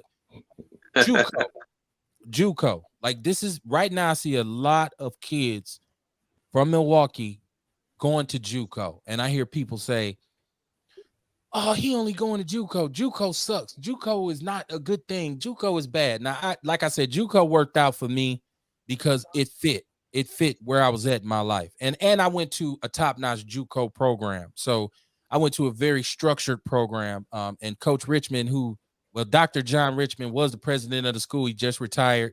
he's going to be in the Hall of Fame pretty soon here, and I'm sure Stevie Calvin would agree with me. But Richmond played no games with his program, and when you went up there, you had to march by the beat, or like I said, he had no hesitation in. I see you when I see you. I don't care if he brought you from Florida, Canada, California, wherever you've used up there and you stepped out. Richmond say, I don't do that up here. We don't do that up here. And one of the first things he told me was, Mr. Barnes, you gonna get control of your temper or you won't be here. And I said, damn, okay, coach, and like I said, it made me put some work in because I was one of those quick to back then. It's like, what? So I had to get to the point where I was saying, he taught me how to count backwards. Like he taught me how to count from 10 to 1 to calm myself down, right? Like I was a retard. But so do you think JUCO is bad? Let's talk about JUCO. Absolutely not. I mean, you have some very solid junior college programs. It's sort of like, high school and professional teams. You got some really good college and professional teams, Division I, Division II, NAIA. JUCO is the same way. You got to find that right program that fits you. I look at Tyler Hero for the Heat. He went to the right program. Kevon Looney went to the right program. Where it allowed him to flourish and blossom the right way.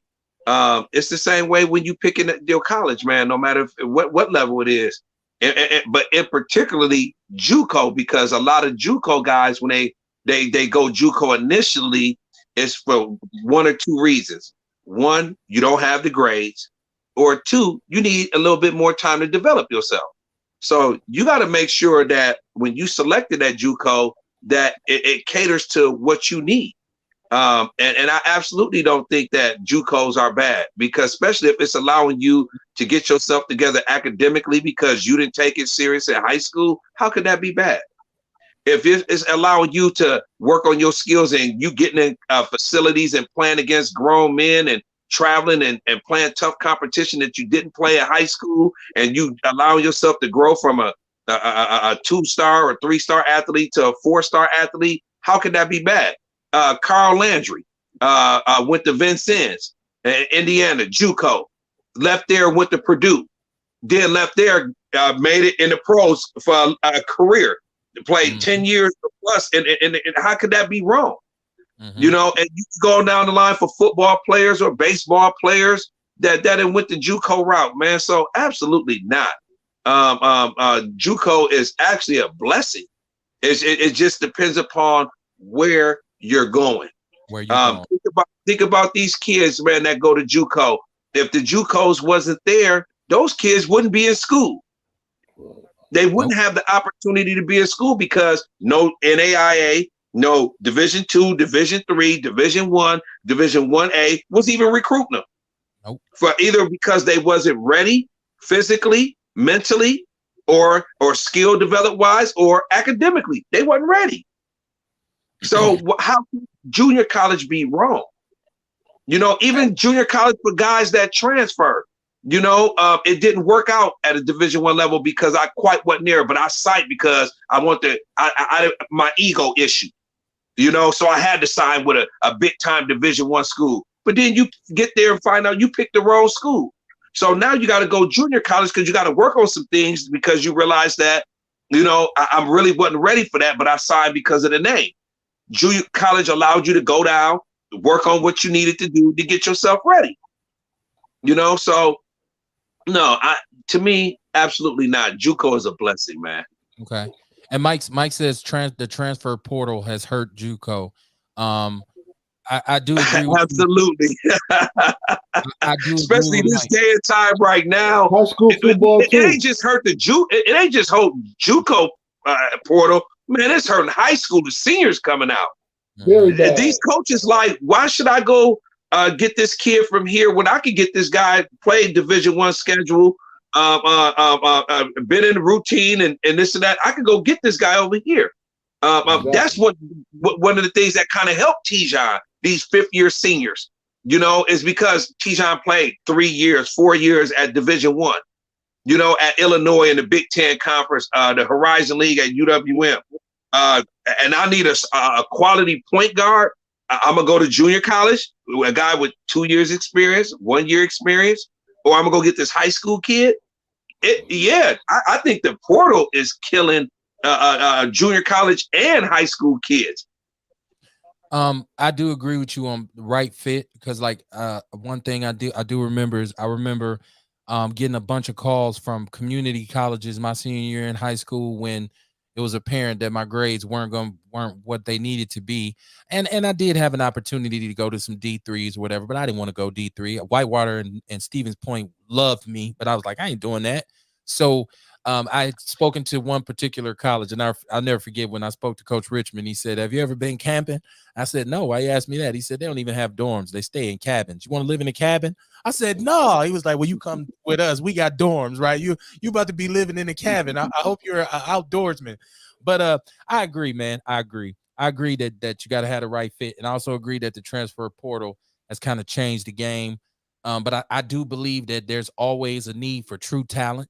I believe that if you're talented, you might not get to go where you want to go, but you'll get to go somewhere, because good football players, good basketball players, good athletes, really, really good athletes are not easy to find. So when you got some real talent, you'll get to go, somewhere. But we got to keep in mind those guys at the Division I level or at the college level, pretty much the high levels. When you talk about Power 5 conferences, man, for football or basketball or whatever sport it may be, man, those coaches eating according to wins and losses. If I'm according to wins.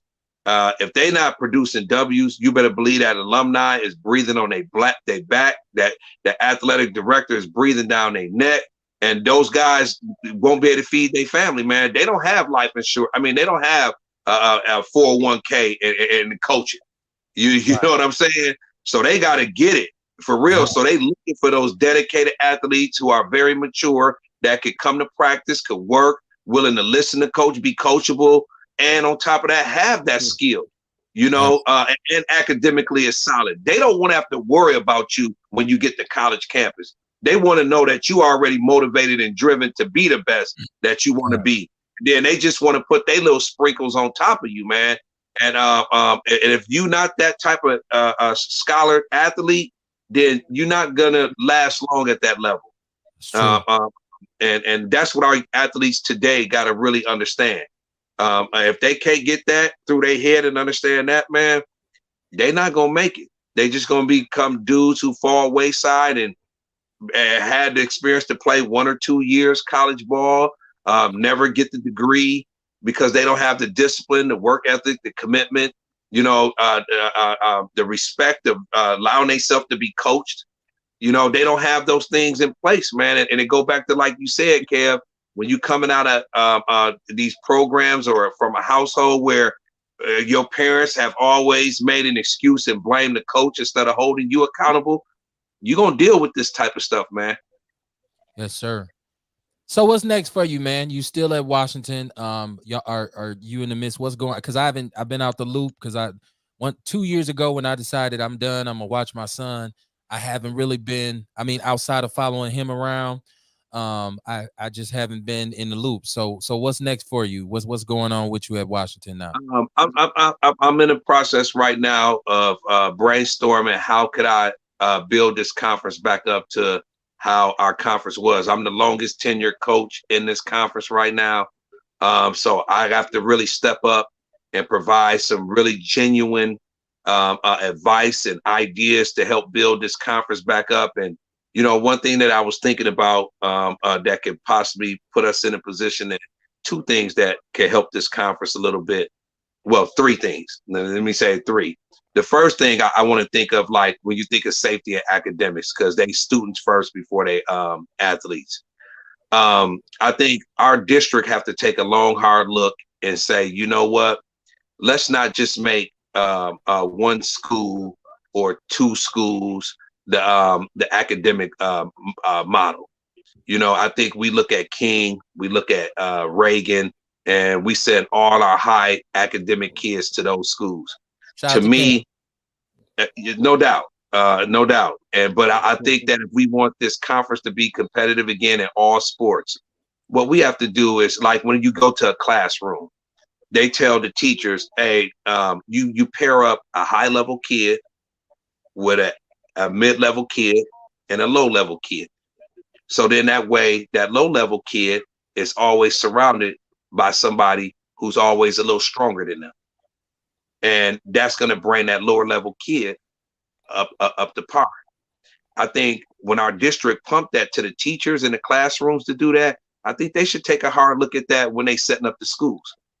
I think when you look at all these schools, these kids that's coming from middle school, and you seeing they test scores, and you seeing they grade GPAs and stuff like that, let's just not send them to three of the schools, and we only have 3 solid schools.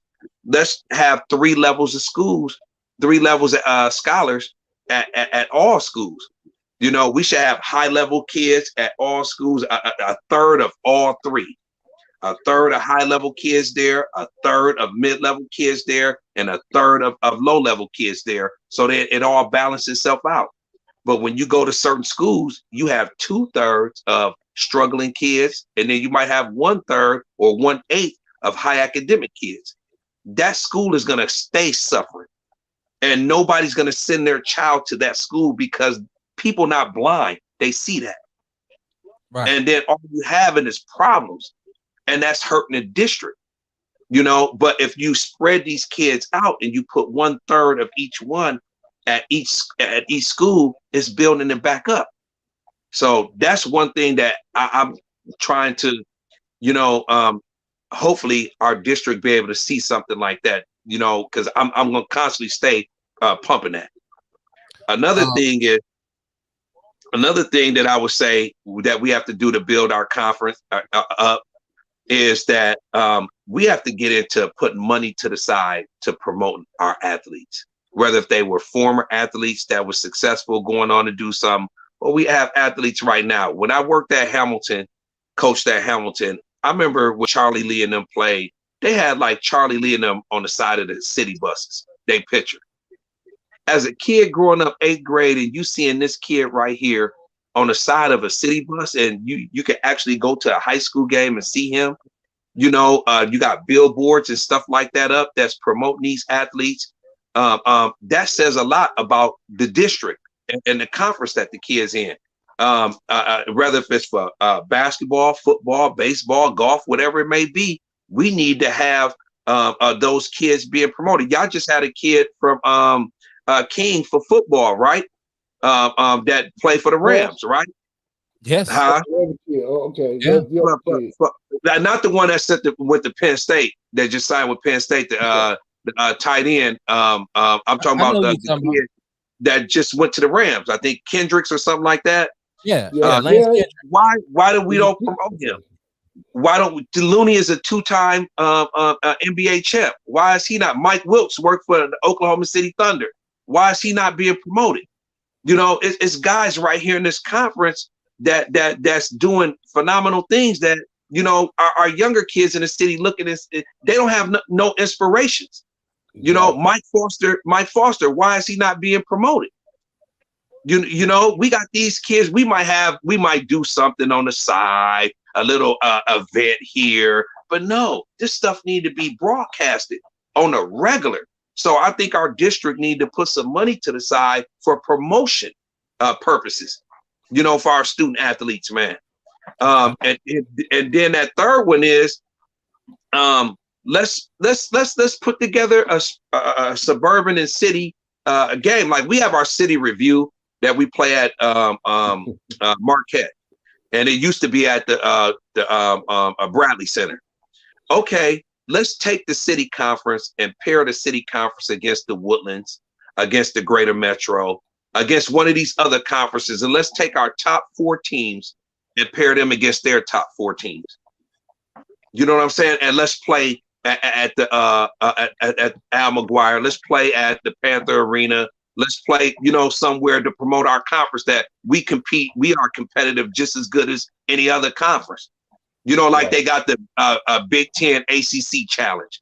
They got the SEC Pac-12 challenge. You know, we should take a page out of the college you know, to help build our conference. But see, this is just me, you know, thinking of what can I do, bring to the table to our commissioner, you know, and say, listen, this is some things we can we put this on the table, look at it, and possibly see if this is something we could do, you know, to help build our conference and make it more competitive. Let's build our facilities better. You know, when you go into these gyms, you know, why are we not retiring these guys and their jerseys and pictures are up? Why these guys pictures? You walk into Washington, why Latrell Sprewell picture is not up? Why is it not up? Okay, maybe because he's a white boy. You know, no. To me, that has nothing to do with it, because after that, the man went on and had a long career. You know, I was being funny. I know, Kev. I know, Kev. But I'm just saying, like, why a King got a little picture of Mike Wilkes in that one hallway? Why is it? I went there. Yeah, I'm just saying, these are things. The Landry brothers. Why they stuff not up in that gym?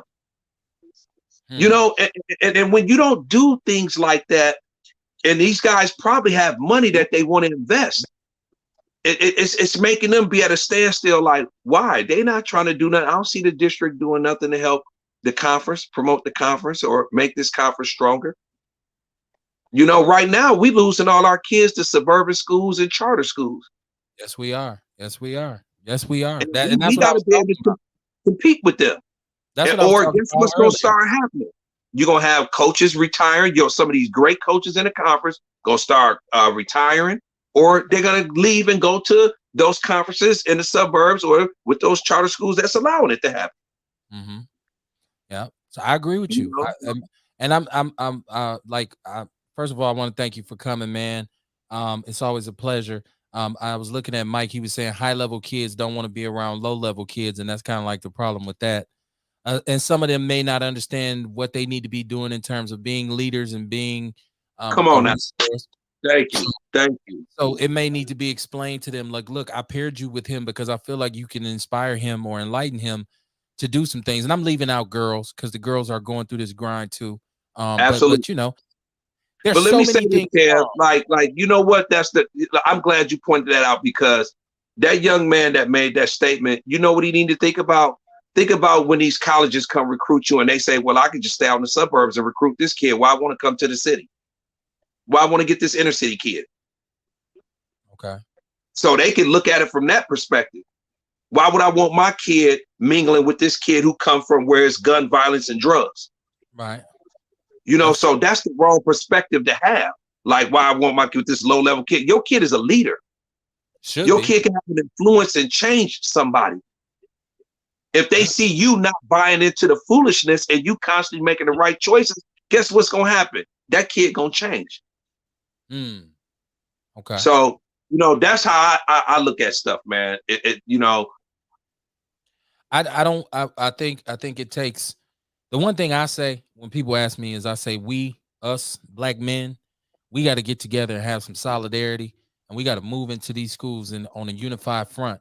And I know when whatever building we were in as a coaching staff, we were unified, and we usually were cool with all of the other brothers who coached in the building, because we wanted accountability at the end of the day. And it wasn't always the case that it was there. And that's why I said about your boy at Washington, you know, everything we tried to do, and a lot of it was because we were not, you know, alumni of the school, or we weren't, you know, that should never matter. I'm not even alumni there.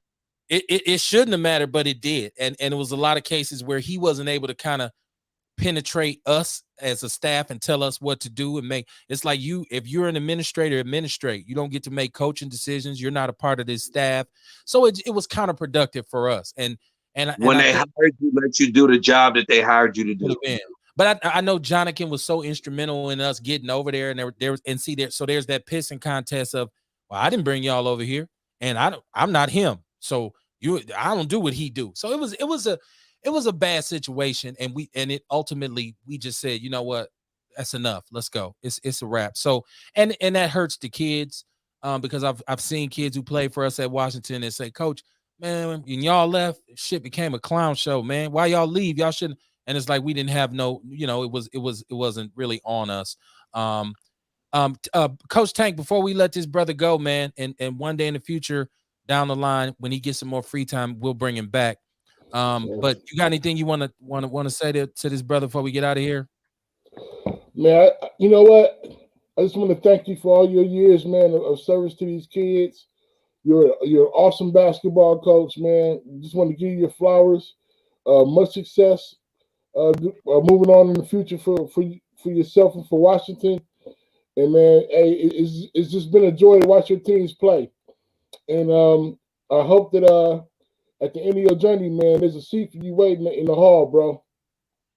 Well, I'm hoping. Thank you, man. Thank you, man. I appreciate it. I'm hoping, man. I thank brothers like y'all, man, for having platforms like this to allow, young men like myself. I say I'm still young.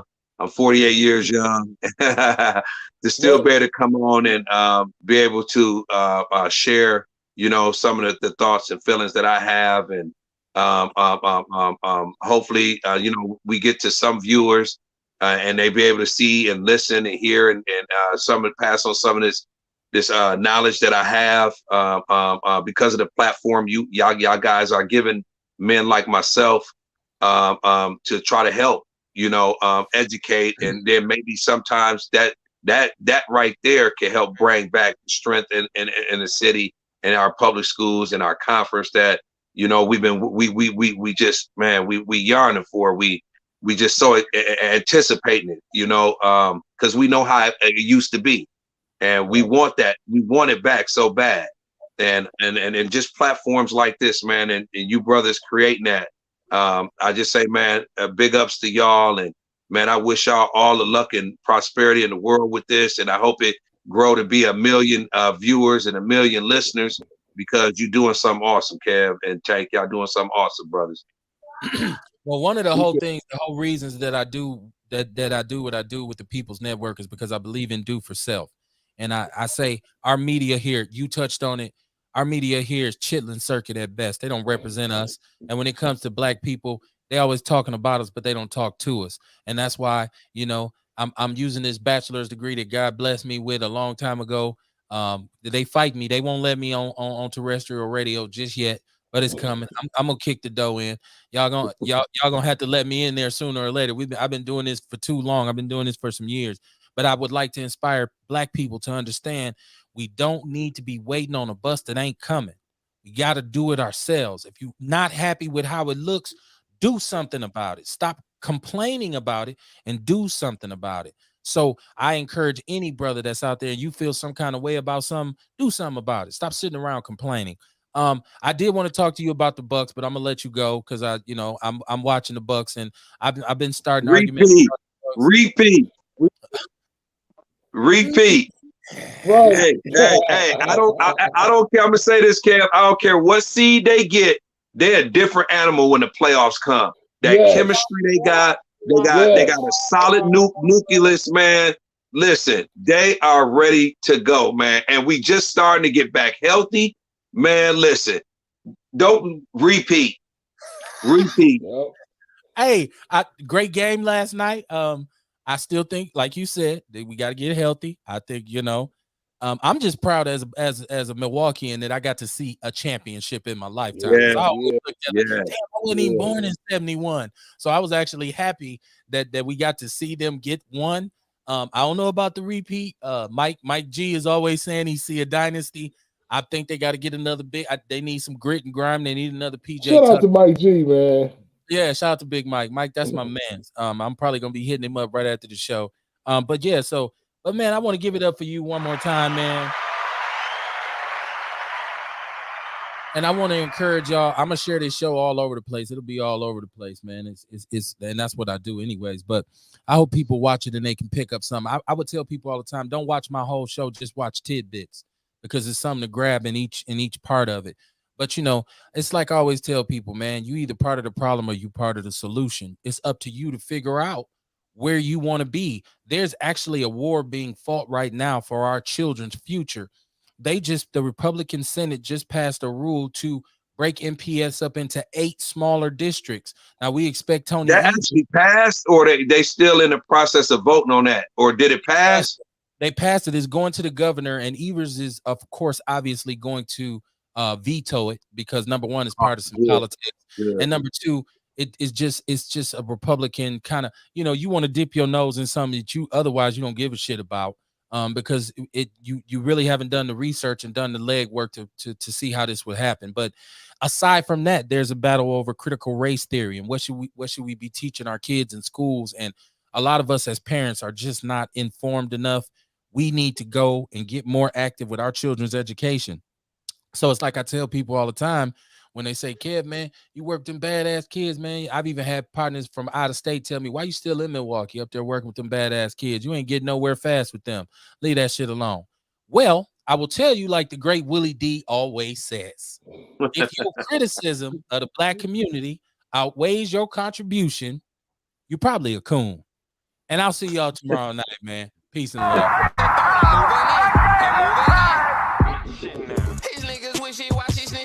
Hey, man, enjoy y'all, fellas.